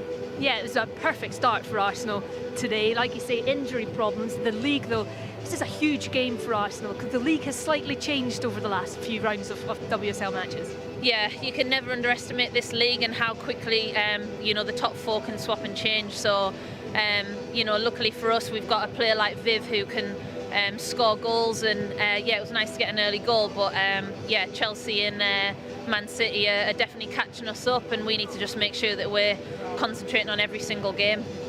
We have just watched Van de Donk. She's going through a pretty rigorous warm-up just now. It looks like she might be coming on, and what difference do you think that will make to the way that Arsenal are attacking in particular? You know, she's a top quality player, but her engine is, you know, what's needed in our side. And I think at the moment Viv's a little bit isolated up front, so hopefully she can create a little bit more, you know, support to her on the ball. And yeah, it's good to have her back. No Joe Montemuro here today either. He's been away, he's been ill all week. Joe, we hope you get better soon if you are watching this. How difficult has that been, though? How challenging has it been to prepare for this game, not having Joe there as well? Yeah, he's not been well all week, so we haven't seen him for a week, and he just creates this calm feeling around the squad. You know, you don't feel stressed or you know, he's never worried about injuries or what's going to happen. He just takes every day as it comes. So yeah, it's not great for us to not have had him this week, but the girls are all very professional, and I'm sure hopefully he's watching at home. But yeah, it'll be good to have him back, and I mean, it was a great first performance from the girls, considering we haven't had our manager all week. Yeah, I'm sure he'll be very pleased, particularly with the way the game started. Talking about you though, you are into the training centre, you are going through your rehab. What sort of stage are you at, and how frustrating has it been? I mean, as I know you're somebody, I mean, you're so active out on the pitch, and to have to go through all this must be really difficult.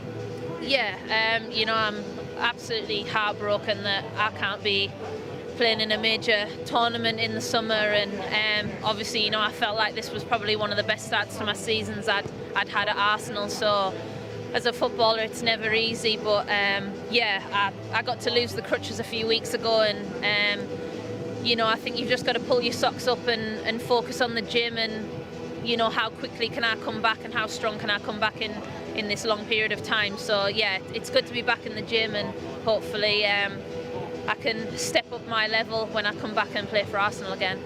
Do you still have a role within the team, or are you someone, when you're injured, you need to sort of step back and take yourself out of that? Because it is very hard as somebody who's a player, that's your job, that's what you do every day, to suddenly not be able to do that. Yeah, I like to hope I still have a little bit of an impact, but I think you know, when it comes to injuries and the girls playing, you know, you still have to focus on yourself, and I totally understand that the girls have to focus on going out on the pitch, and the same as people who are injured, you know, they have to fully focus on their rehab and doing everything professional. So, you know, there's so much you can do off the pitch and talk to players, but ultimately, you know, everyone's got to work hard themselves, and you know, I hopefully show my full support to the team, and yeah, I'm fully by their side all the way. Well, we are very glad to have you here with us today, and the Women's Football Show will be on at 11 o'clock tonight. The ball girls are coming out around us just now, so the second half is just shortly about to get underway. So let's get back to Jane and to Robin. Thanks, Ailey. Doesn't it bring a tear to your eye, seeing her in a coat, not in an Arsenal kit? I'm absolutely gutted for her, knowing her as an individual, you know, away from the playing side. She's a lovely person, lives and breathes football.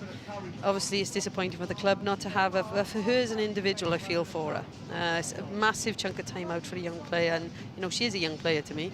She seems like she's been around many years. That's the thing. But when you think of her career right now, she missed opportunities in the World Cup when they were out there, and you know, she was in the squad but she didn't play much, and that was, I think, due to a hamstring injury at the time. And now this has happened to her, and you kind of think, oh, you know, I can't wait to see her in a major tournament final, because for me, she's always one of the player of the match. You know, her performance levels are so consistent, and they always have been. I'm just really looking forward to seeing her play in the near future. Well, not so near future, unfortunately. You can see our cameras are focusing on Danielle van der Donk, who looks to be moving freely and will perhaps come on in the second half.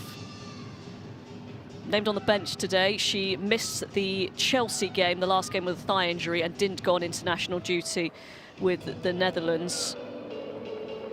So great to see her back, and that she's not suffered a very serious injury like a lot of the others in this Arsenal team. If you missed it earlier, Lisa Evans and Leah Volti, the latest to be sidelined for at least a month each with knee ligament damage. And there is Vivianne Miedema, who has officially broken the record for most goals in a WSL season. She had equalled Ellen White, and her early goal here at Adams Park against Reading has taken her to 16 goals, and there are still 7.5 games left, so I dare say she'll add to that. Yeah, she's had a good season so far. When you think back to the start of the season, the amount of opportunities they were creating for her as a team, obviously they've helped her along the way massively, but you know, it's up to her. She has all the pressure to make sure they go in the back of the net. So an early goal for Miedema today, but the few chances that they have fashioned in that first half, Arsenal, they haven't taken. They haven't been quite at their free-flowing best, understandable due to the constant personnel changes, but Reading will feel they have a chance here if they're a bit more adventurous, perhaps. Yeah, interesting to see now if either team change shape and try and utilise different spaces on the pitch more effectively. rather than nullify each other, because I think that's what you'd say about the first half predominantly. They nullified each other. But as we said at the start of the game, both teams are desperate for a win here. So I'm expecting to see some changes.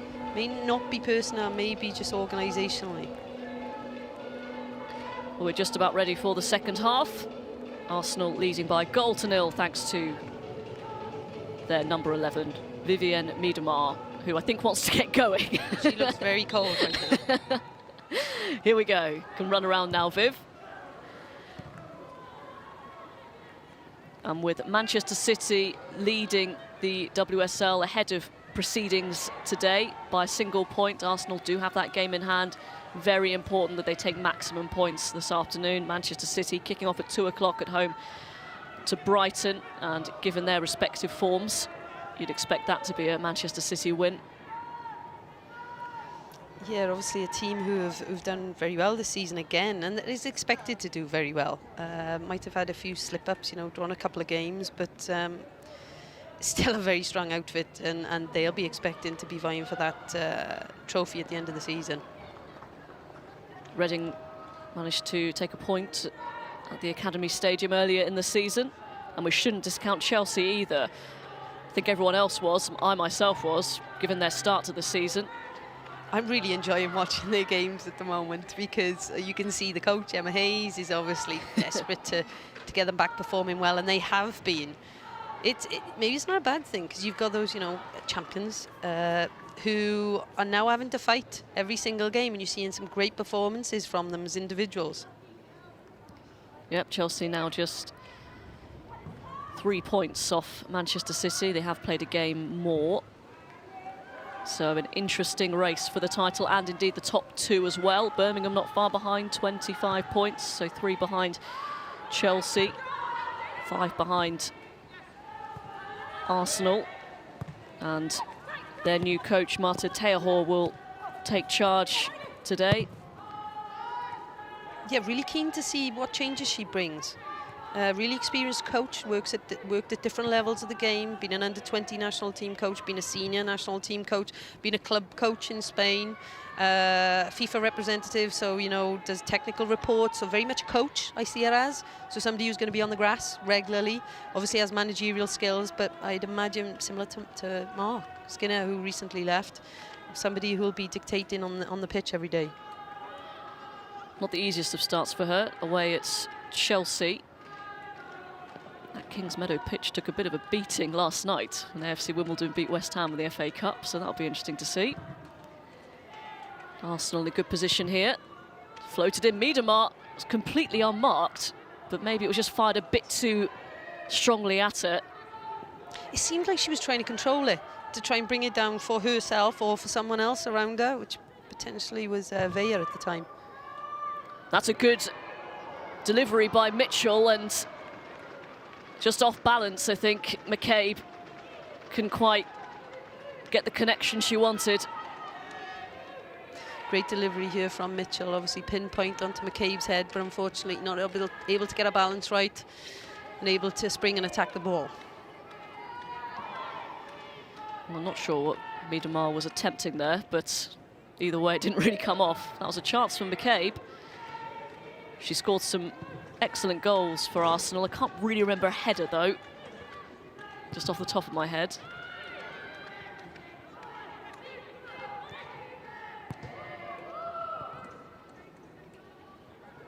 Similar structure from both teams so far. It's very nice from Reading. It's given away. Here's Farrah Williams, turned into McCabe. So what we see is Reading building into those middle thirds of the pitch, but right now not capable of getting into the final third and create goal-scoring opportunities from their build-up play.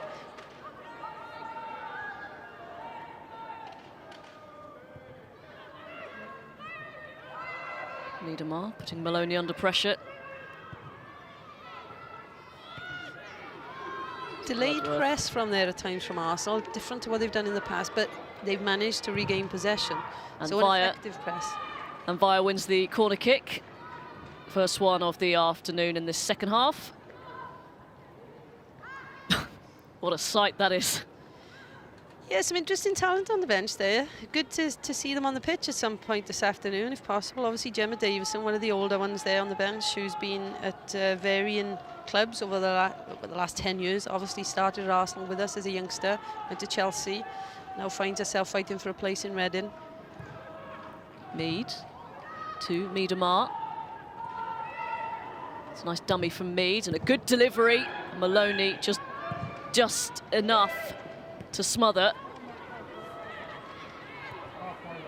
Little gets it back. Here's Williamson. It's a teasing delivery towards Miedemar, just a little bit too in front of her. And they still have possession of the ball, so we could see another opportunity here. Via set up the first goal, just over the head of Quinn, who was up from the back.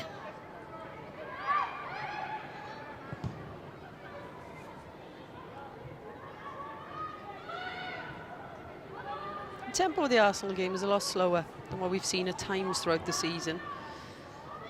It's a lot, many would say patient. I, being an ex-Arsenal player, would say slow. They are capable of playing far quicker and exploiting spaces earlier and having much more movement off the ball right now. In many ways, I think they're playing into Reading's hands. I understand an Arsenal sub is imminent.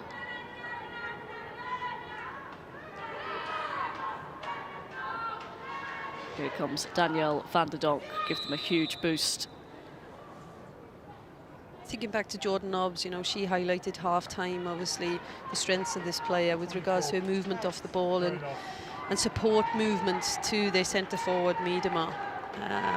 And Arsenal will be hoping that she can create those opportunities and provide that help to Miedemar today. So Ava Kaiken comes off. Acquitted herself well in her first WSL start, but Danielle van der Donk just brings that quality that she's shown throughout, particularly this season. 10 in 11 WSL games. So mainly against West Ham, she likes to score against them. Experienced player, explosive player, versatile player.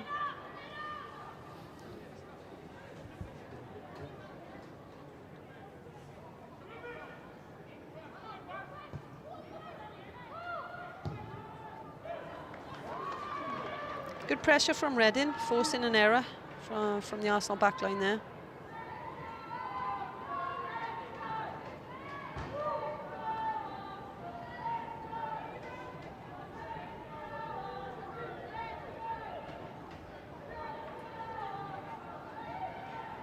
Here's Pacheco.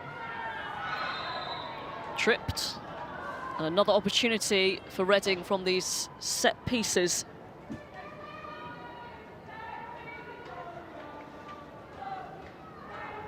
Definite foul.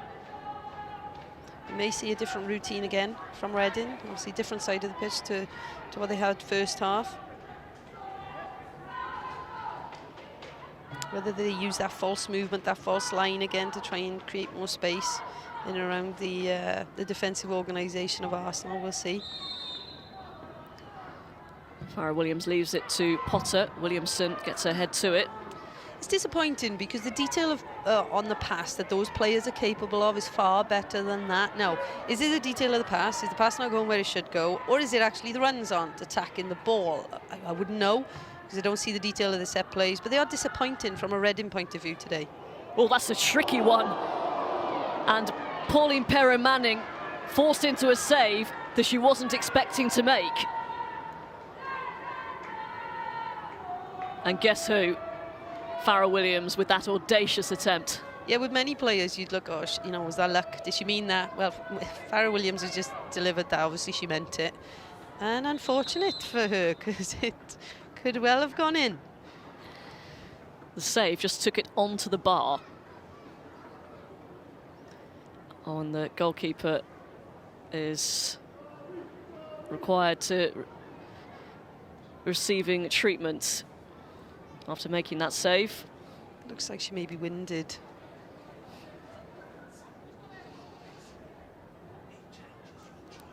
I don't know many players who would attempt that sort of effort, but Farrell Williams is definitely one of them.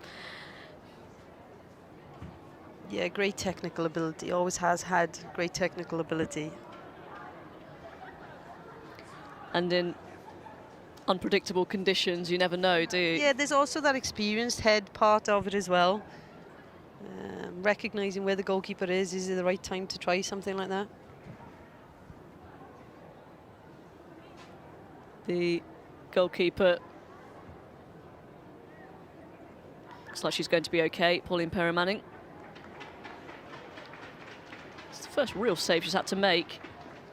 You look at the amount of stoppages in play this game has had, and you look at the amount of cards, you'd think it was a very aggressive WSL match, which is actually not what we're seeing. Farrell Williams will take this corner kick. Chipped in. And Furness is frustrated with herself for not hitting the target.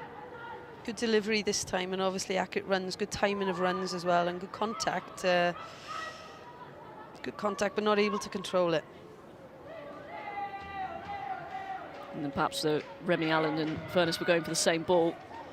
Yeah, and one's double the size of the other. So maybe if they look back at that, they should have left it for the taller player. This is promising from Reading. Handball is claimed and it's gone Arsenal's way. Brooke Chaplin. And the referee's going to pull this back because it wasn't quite taken at the right place. It has been one of those games, hasn't it? Very stop-start. Yeah, really stop-start. Frustrating for players, always, these games. They want to get a rhythm in the game, and it's really frustrating when these things are happening.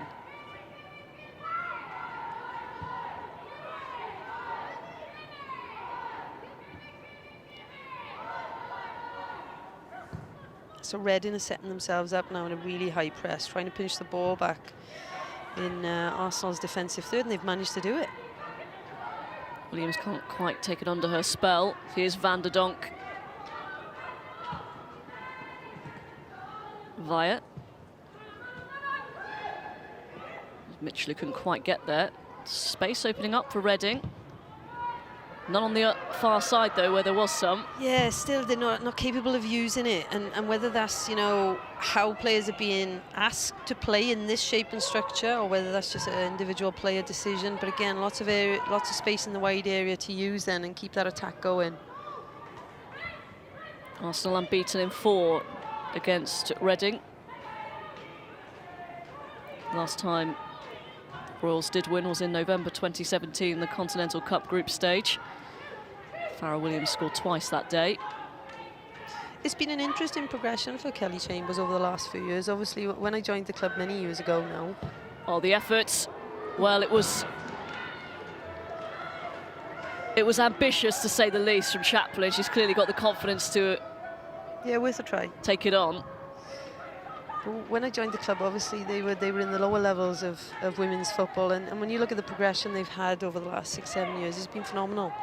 And I think Kelly's done a fantastic job, but she's very ambitious and she wants to take the club even further forward. So a top 4 spot right now is what they want, but she wants even more in the next 5 years. It's not a bad ball from Mead. Too much weight on it towards Miedemar.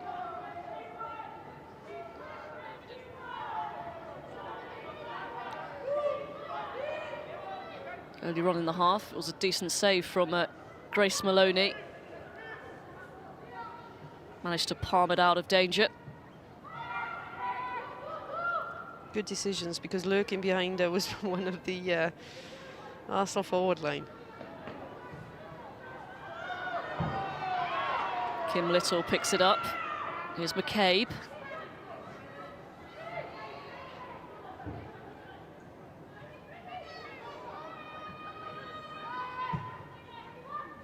Via, that's a lovely touch. Yes, great first touch from Via, then taking it straight into space. Tash Harding just getting a bit caught diving in early. And the third card of the game, the first one to Reading, and I don't think Natasha Harding's going to have any complaints about that.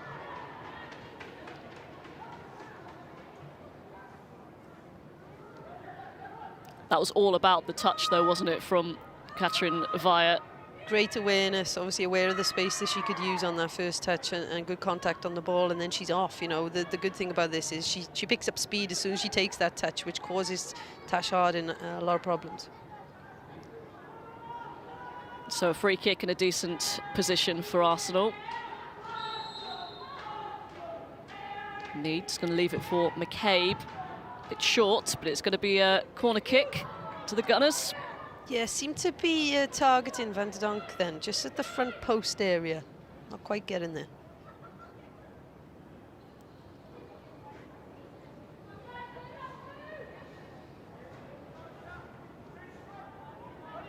Reached the hour mark here. It's Arsenal who still have this slender lead.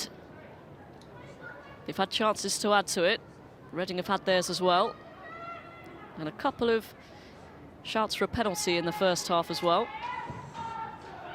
Mead's corner. It's met by Quinn. Over the bar. Good delivery. Pinpoint delivery again there from Beth Mead. Obviously targeting the biggest player on the pitch, who is Louise Quinn, Republic of Ireland international player. She'll be disappointed with that, actually. She's very good in these instances. Usually ends up with scoring goals when the balls are that good into her. I think she is near, or if not exactly 6 foot, Louise Quinn, which is very unusual for the women's game, of course. So a real asset in both boxes. Especially for the national team when they have a fantastic long thrower. Yep. It's a good routine they have, good partnership they have.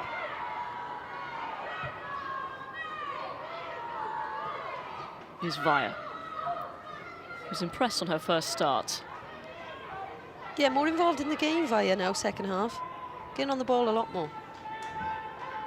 Obviously an experienced player, played in different leagues throughout the world, played out in the US for Seattle, played in her homeland, and obviously now she's in the UK. Yep, arrived just a few weeks ago from Montpellier. That's another good turn. Just stopped in her tracks by Harding. The referee has rightly, though, pulled it back. Jade Moore this time was trying to stop her.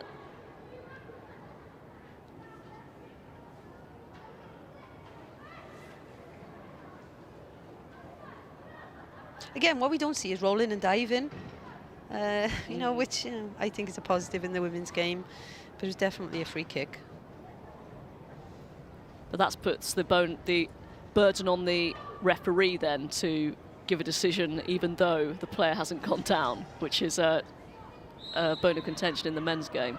Here is Mead, floated in, and Bloodworth should have done better there. She made a really good run. I'm surprised Arsenal aren't making the most of these opportunities. Fantastic delivery again there, coming in from Beth Mead, and good time to the run. Obviously taking her eye off it at the last point of contact there. Disappointing from Reading though, because they're allowing these opportunities to happen. They're not dealing with players as they're making those runs in towards the 6-yard area. You're absolutely right though, Jane. You pointed out in the first half that Beth Mead's deliveries have been right on the money. I can't think of a dud one today. Well, there's always awards at the end of the year for goal scorer, etc. You know, player of the year, deliveries of the year. She has mine. She's been fantastic. From both the dead ball and yeah, she's a great run asset, as well. Great asset to have.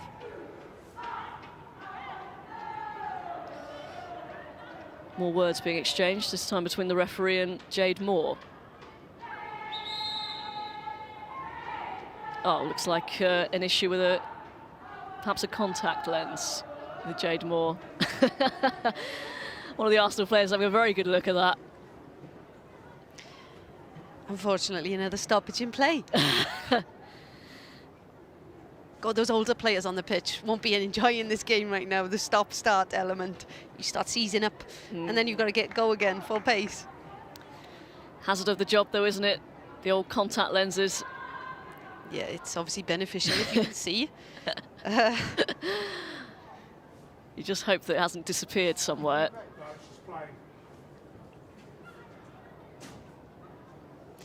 Time for players to get together now and just, you know, chat amongst themselves, see if they can solve some issues on the pitch right now. For Reading, can they retain the ball better?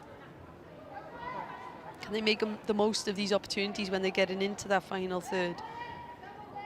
In a couple of minutes' time, the 2 o'clock kickoffs today will be getting underway. Chelsea against Birmingham and Manchester City against Brighton. We'll keep you up to date on any score there.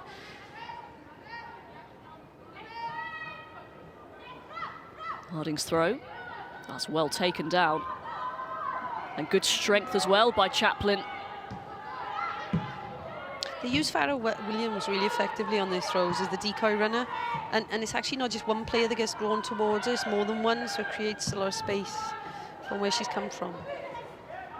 It's a decent looking ball, but not a great touch by Moore. Oh, that's a heavy challenge by Harding. She did get the ball, but absolutely barged Mead as well. It's usually what we see in a red jersey, to be fair, when she has the Welsh Dragon on her chest. Tackles like that, which, look, I'd sit here and I'd go, it's fair, but it's tough. Beth Mead might think differently. Robust from Harding, we should say. Yeah.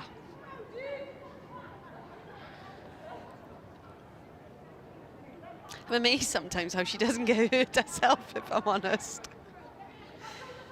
But the pace that she comes up at people causes them a problem because she comes at you very quickly. She's extremely fast. And that's frightening.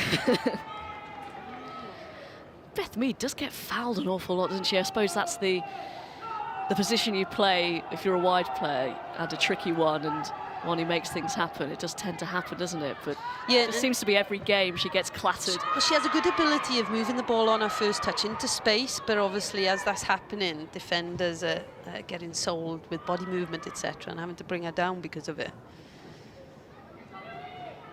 McCabe.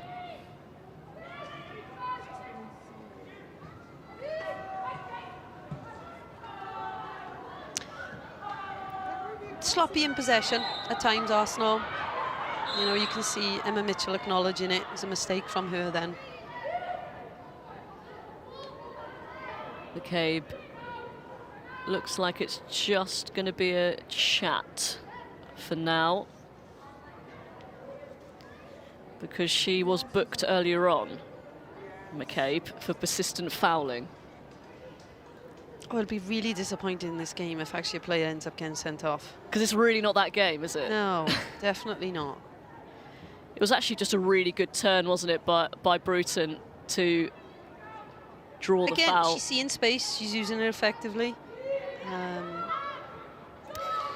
But yeah, McCabe's got to be careful. Dived in, she's dived in. She's had her last warning.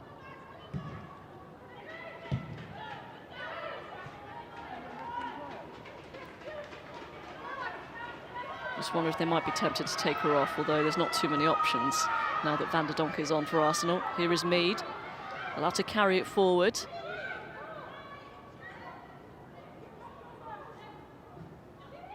Here's Van der Donk. Haven't seen too much of her since she's come on. That's a decent delivery.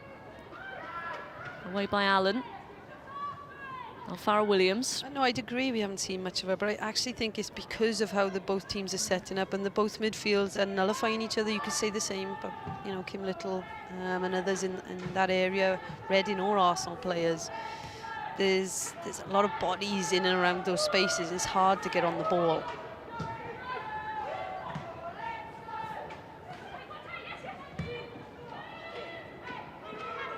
Little. Commits the foul. You could see she was just showing signs of frustration, Kim Little. I think she was urging the player that she was passing to come to the ball, not wait for it, I think.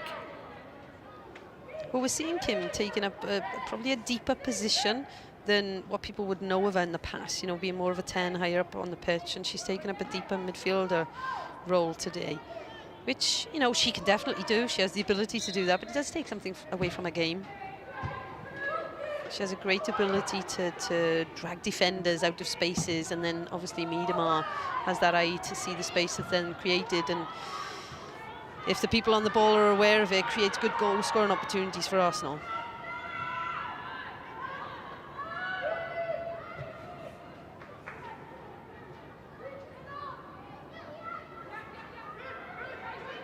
There's some late niggles. That's what I would call that, a niggle. It's a little kick out. There's not too much in it. It's kind of a frustrating one from the player involved. Disappointed with how they've pressed originally. It's mistimed. Well, 20 minutes just over to go. And the stand-in boss, Aaron Dantino, not sitting too, or standing, I should say, too comfortably. The coloured pen is away.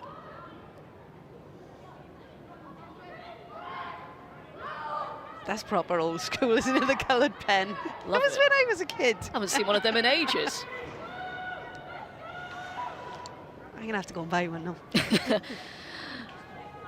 When you see him at the stationery store, shopping for coloured pens. They haven't managed to increase their lead, but holding steady at the moment. Not been vintage Arsenal by any stretch. No, but it's important that they come away from the 3 points. So for him, regarding decisions now, well, it's which way do you go? Do you keep going as it is? Because actually, Reading aren't causing you a problem. Or do you change something to try and create some more goal-scoring opportunities to ensure you get the 3 points? It's Mead offside.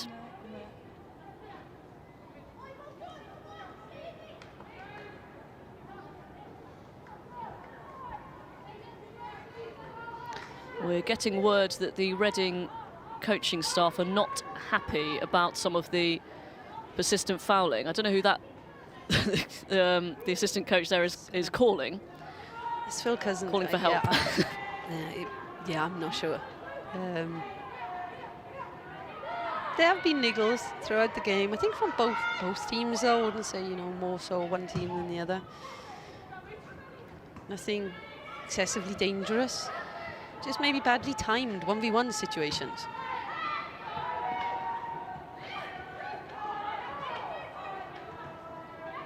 Jade Moore dispossessed by Van der Donk, and a bit of space here for Via. Now, these are opportunities that they've been really dangerous in previous games. That's a lovely pass from Via to Mead.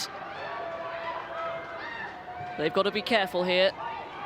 McCabe is behind Kim Little. Reading did really well then to get enough bodies behind the ball to slow Arsenal down, to ensure that that counter-attack didn't come to a chance on goal.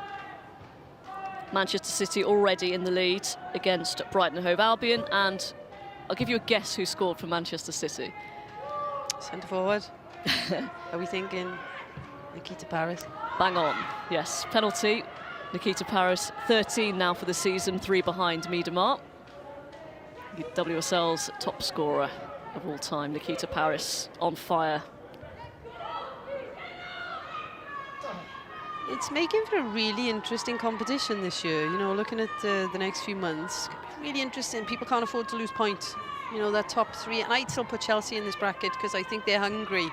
And if the likes of Arsenal or Man City do drop points, then they'll be there ready to climb that table. Can't see them dropping too many points now the last part of the season, Chelsea. No, they're on a roll, aren't they? Not the way that Hayes individuals are won't let them. performing. I think that, you know, they're at their top levels right now. The test might be when they resume their Champions League campaign. Really good tie against PSG coming up. And what Emma Hayes does have is a fantastic squad. And if there's a player on that bench who's not starting, they're going to be desperate to start. So the competition levels within that environment must be huge. There's another niggly foul from Beth Mead, and another yellow card is forthcoming. Be interesting to speak to players after this game to find out if there were many verbal things going on as they were running around, to have that many niggles in a WSL game. That may have been retribution, perhaps, on Harding. Yeah, maybe she called the Meg. I don't know. If she did, then she deserved that. Frankly, I'd have taken a booking. No, 1v1s have been poor for both teams at times. You've got players just diving in, desperate to try and win the ball, but are actually doing it very poorly. Quinn nods it away. It's Pacheco trying to force her way through. She's got a hold of the shirt. Good strength by Leah Williamson then, under a lot of pressure, not just from one Reading player, but 2 or 3. Got her body in the way, make sure she protected the ball effectively. She's been busy, the referee.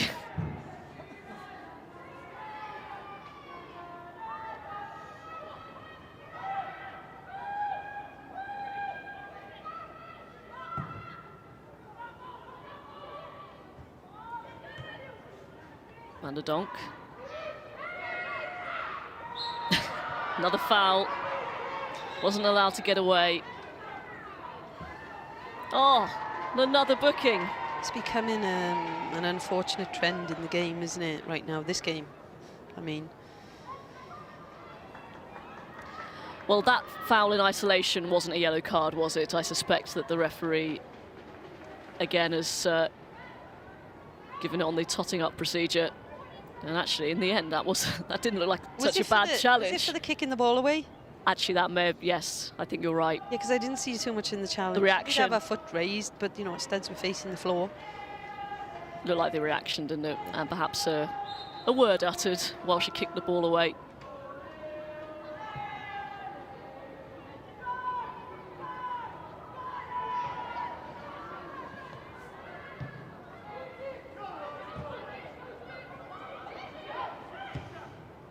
Mitchell. Couldn't find Via. Looks like Via switched over to that far side. Yeah, what we've seen the last few minutes from Arsenal is Kim Little is dropping into deeper areas to try and get on the ball more. Look, we see her now, she's just going behind Leah Williamson to be a pass option, to try and dictate play. And I think they need her to do it.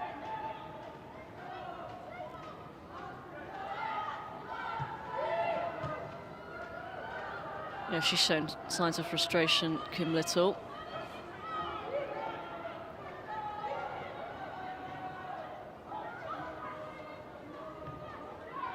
Furness.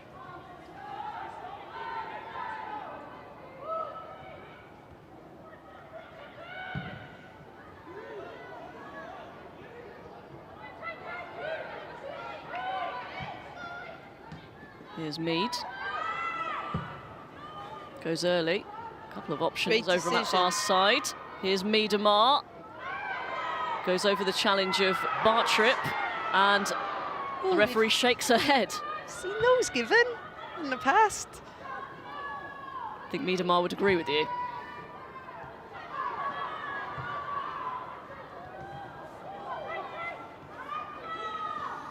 The game is very narrow. So many of those players in central areas. I think Beth Mead's the only one outside the centre circle. And look how much time Beth Mead has here.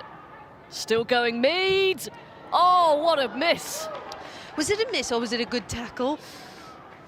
Kim Little with a really good run. I expected her to absolutely bury that. Really good work from Beth Mead, and actually, yes, I think she was just put off enough. Good sliding tackle, is it, from Pacheco? Good time tackle as well, because you're right, Kim would have slotted that home without that pressure. Again, great run down the flank by Beth Mead and good delivery. Mead's delivery, Furness with the header away.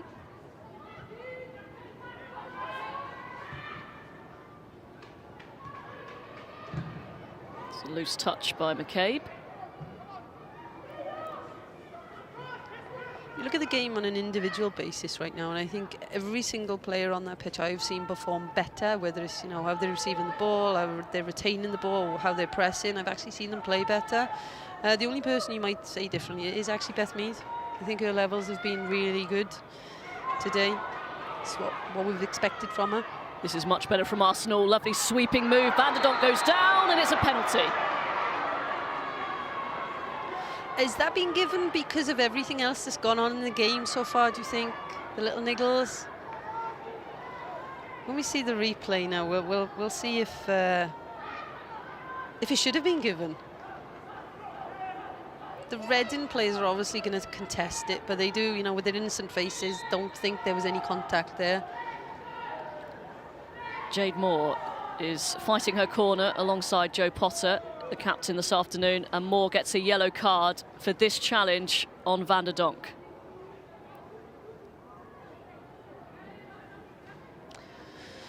It seemed like she tripped up over the ball.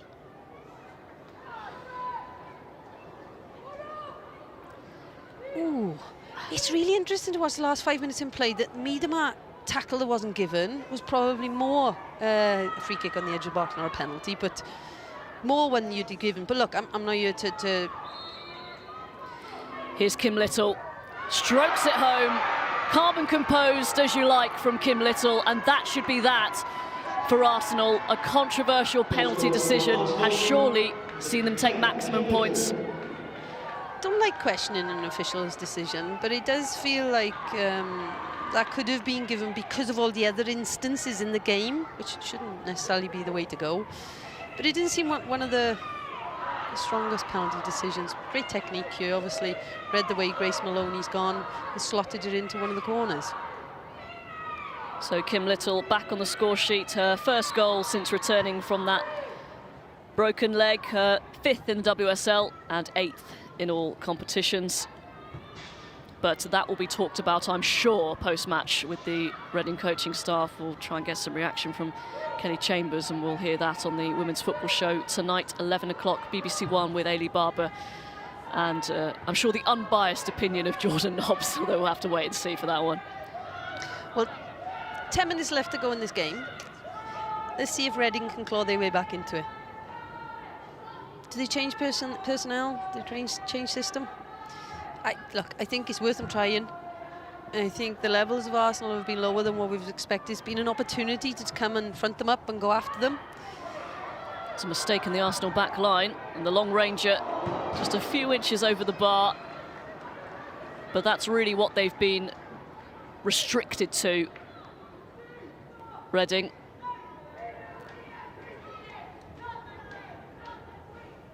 It's been a professional, patient performance from Arsenal. I think that's the word I'd use today, patient.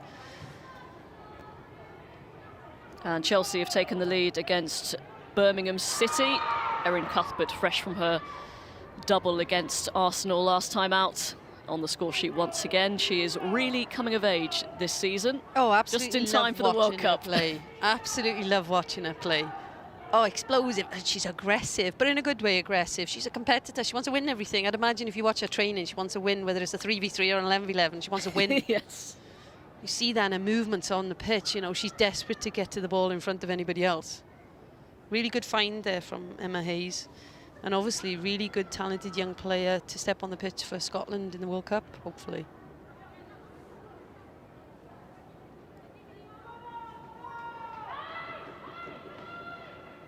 Referee Lucy Oliver might have some... Is it more to do with the arm around her? You know, when you watch it again, Jade Moore's got her arm around her, here. Is it more to do with that? Because I don't actually see, if you look at leg contact, there doesn't seem to be too much going on from the angle we have. It could be the arm movement. It looks like she's actually pulling her back. Some gaps opening up here. Beth Mead up against Potter.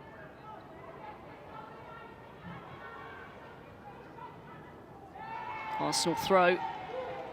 There's no love loss on this pitch right now. There's some really strong tackles, you know, a little, not afters, I don't think it's afters, but just people holding their bodies in certain positions to ensure somebody walks into them. Those things. And we understand Brooke Chaplin was also booked for dissent after that penalty decision. But you know, I think a lot of that comes from the game being scrappy with so many stops in it. Like I said earlier, players on that pitch right now get frustrated. Don't enjoy those types of games where it's stop-start all the time. So that's 7 red cards in total. That's phenomenal. 3 to Arsenal and 4 for Reading. Yeah, no, it's very unusual in the women's game, isn't it? You'd be thinking there's studs up tackles, there's really, you know, late challenges, dodgy challenges, naughty challenges. You know, we haven't seen one. Not perhaps the circumstances that Raquel Honyu-Dottir will have wanted to come on for to make her debut, the Icelandic striker, on for Jade Moore, who's, I think, struggling still with her contact lens. So Honyu-Dottir makes her bow for Reading after signing earlier in the week, actually, from the Swedish top flight. Be very interesting to see what she can bring. Yeah, it looks like she's slotted into one of the diamond positions in the midfield, though we know her as a centre forward. Seems like she's going to fulfil that right side of the diamond position right now. And hopefully in the coming weeks we'll see a bit more of her. Interesting how they scouted her. Interesting, isn't it? I mean, Reading obviously have to dip into a different market than the top 2, 3. When you look at any of the Scandinavian national team players, they're strong, very strong individuals, really good development programs they've had there for probably around 20 years now or longer. So, and they've had professional environments, maybe not from the paying perspective as in professional teams all through the league, but professional environments in how they coach and how they set the standards for players. And, you know, they do develop a heck of a lot of top-level players. They might not be the world-class ones. They're really top 5, 6 players in the world, but they're just below that. Really useful players in any professional league.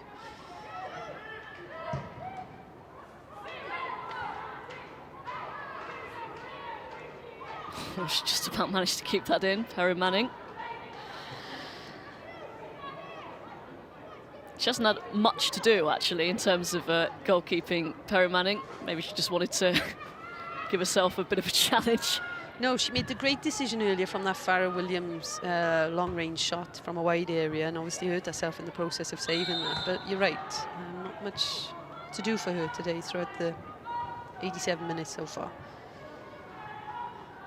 Much more to do for the official, for the referee, much more. She's had a busy day. I think if she had eyes in the back of her head, it would have helped her today. I think there may have been a lot of instances going on the pitch that we may not be fully aware of. It'll be very interesting to hear from the management of both teams following this game.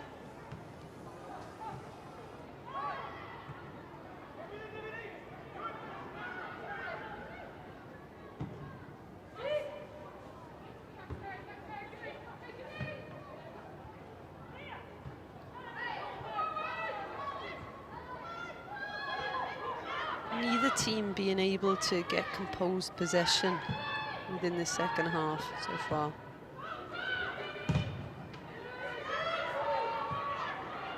An awkward one for Potter. Van der Donk gets there. Now here's Little. Mead. Not found by Little. Frustration creeping into a lot of these players' games today. Another sub for Reading, and we are going to see the Chelsea loanee Jade Bailey. Brooke Chaplin making way for the final few minutes. You might see some positional changes now because Jade Bailey is more of a centre-back stroke deep line midfielder. And obviously Brooks just come off from the front line. Here's Allen.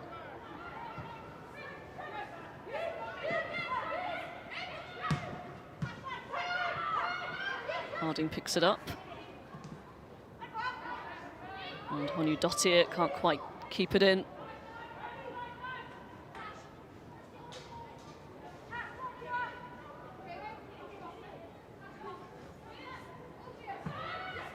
We see Jade Bailey just filling in that base of diamond position for Reading right now. And I believe Rachel Furness has gone up top. That's lovely play by Honu Dottir. Not a bad cross either. Here's Farrah Williams. Just put off by Williamson. Little glimpse, though, of the new signing and what she can produce. Yeah, good turn. Good awareness here to realise where the space is to use, and quick feet too.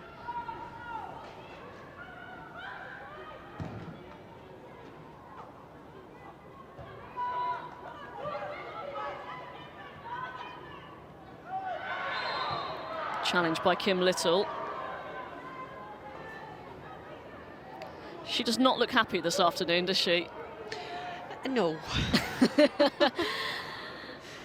Very frustrated, and you know, part of it will be frustrated in her own game, making errors, which she won't be, you know, she doesn't do very often, to be fair to her. Her levels are always pretty high, and probably frustration with elements of the game, the stoppages in play and decisions that others are making at times too.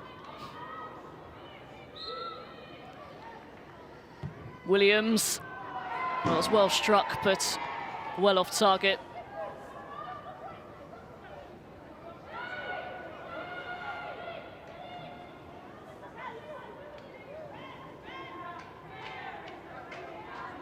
Good dip on the ball, just unfortunately for her, obviously the angle, not quite right.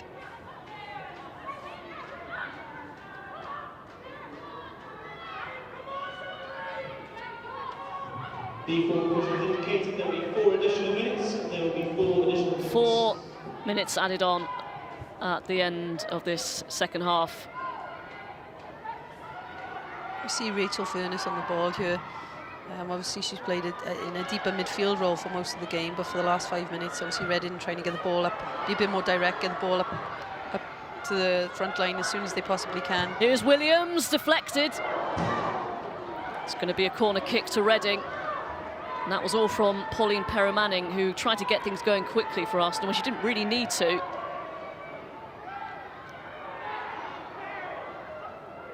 And the Reading corner came to nothing.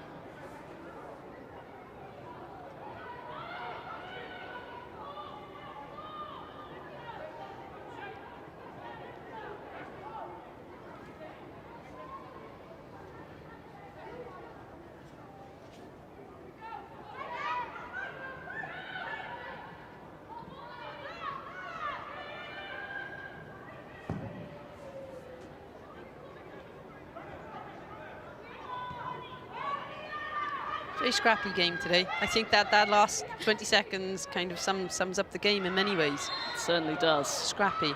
And that's a good bit of play once again from the new signing. Draws the foul, wins the free kick.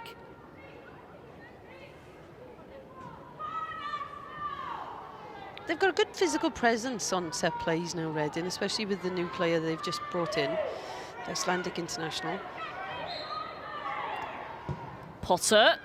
Oof, wasn't far away at all.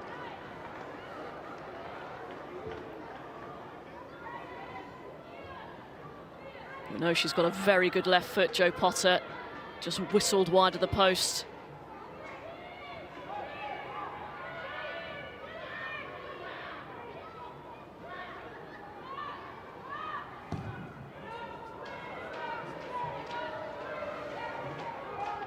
Disappointing delivery there from the goalkeeper.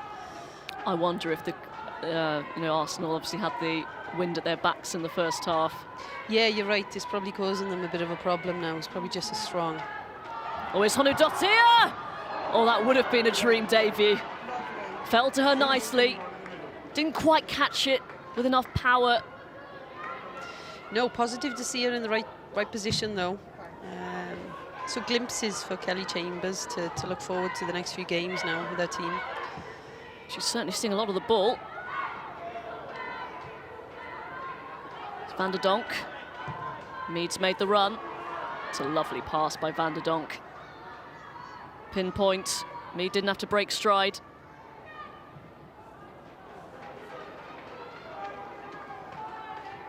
I think maybe she wasn't expecting it to fall to her. It was a great dummy movement from Remy Allen, which has obviously set up the opportunity for the Icelandic international. And yeah, she'll look back and think that was one that she maybe could have taken another touch on. So a substitution and a debut for young teenager Melissa Phillis, who is coming on the final 30 seconds here. Another youngster blooded for Arsenal on for Via. Under 17 international. She's appeared twice in the Continental Cup, this though her league debut. She's a tall, strong-looking player for a youngster. And that's a good touch as well. McCabe, oh! Spectacular! And within seconds of coming on, Melissa Phillis has an assist to her name. Great first touch. McCabe wraps up what's been a very low-quality game in style. That's hard on Reading. Yeah, tough for Reading, but what a fantastic strike this is. Great first touch awareness of the youngster coming on, and fantastic strike with that left foot. Laces through the ball, lots of power behind it, and just out of the reach of Grace Maloney.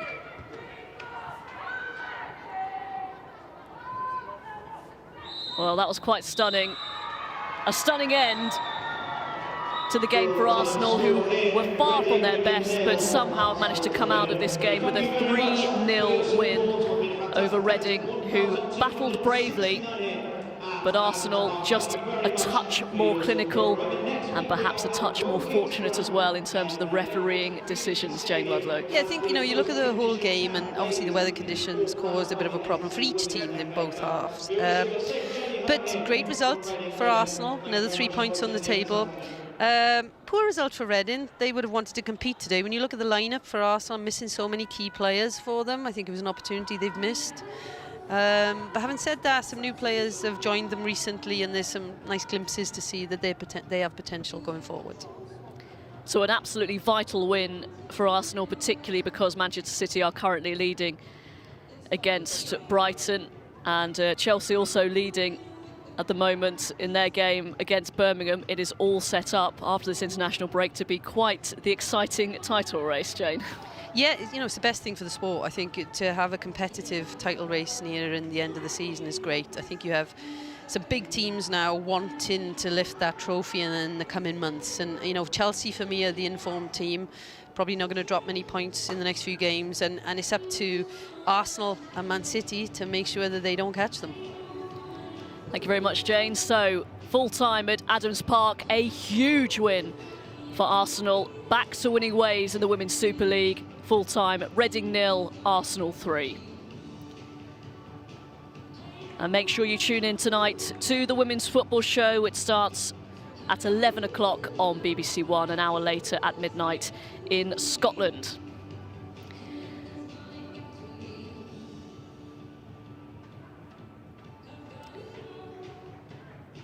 That's it from us then. Arsenal back to winning ways on a day when Vivian Miedemar broke the WSL goal scoring record. Thank you very much for tuning in this afternoon. Enjoy the rest of your weekend.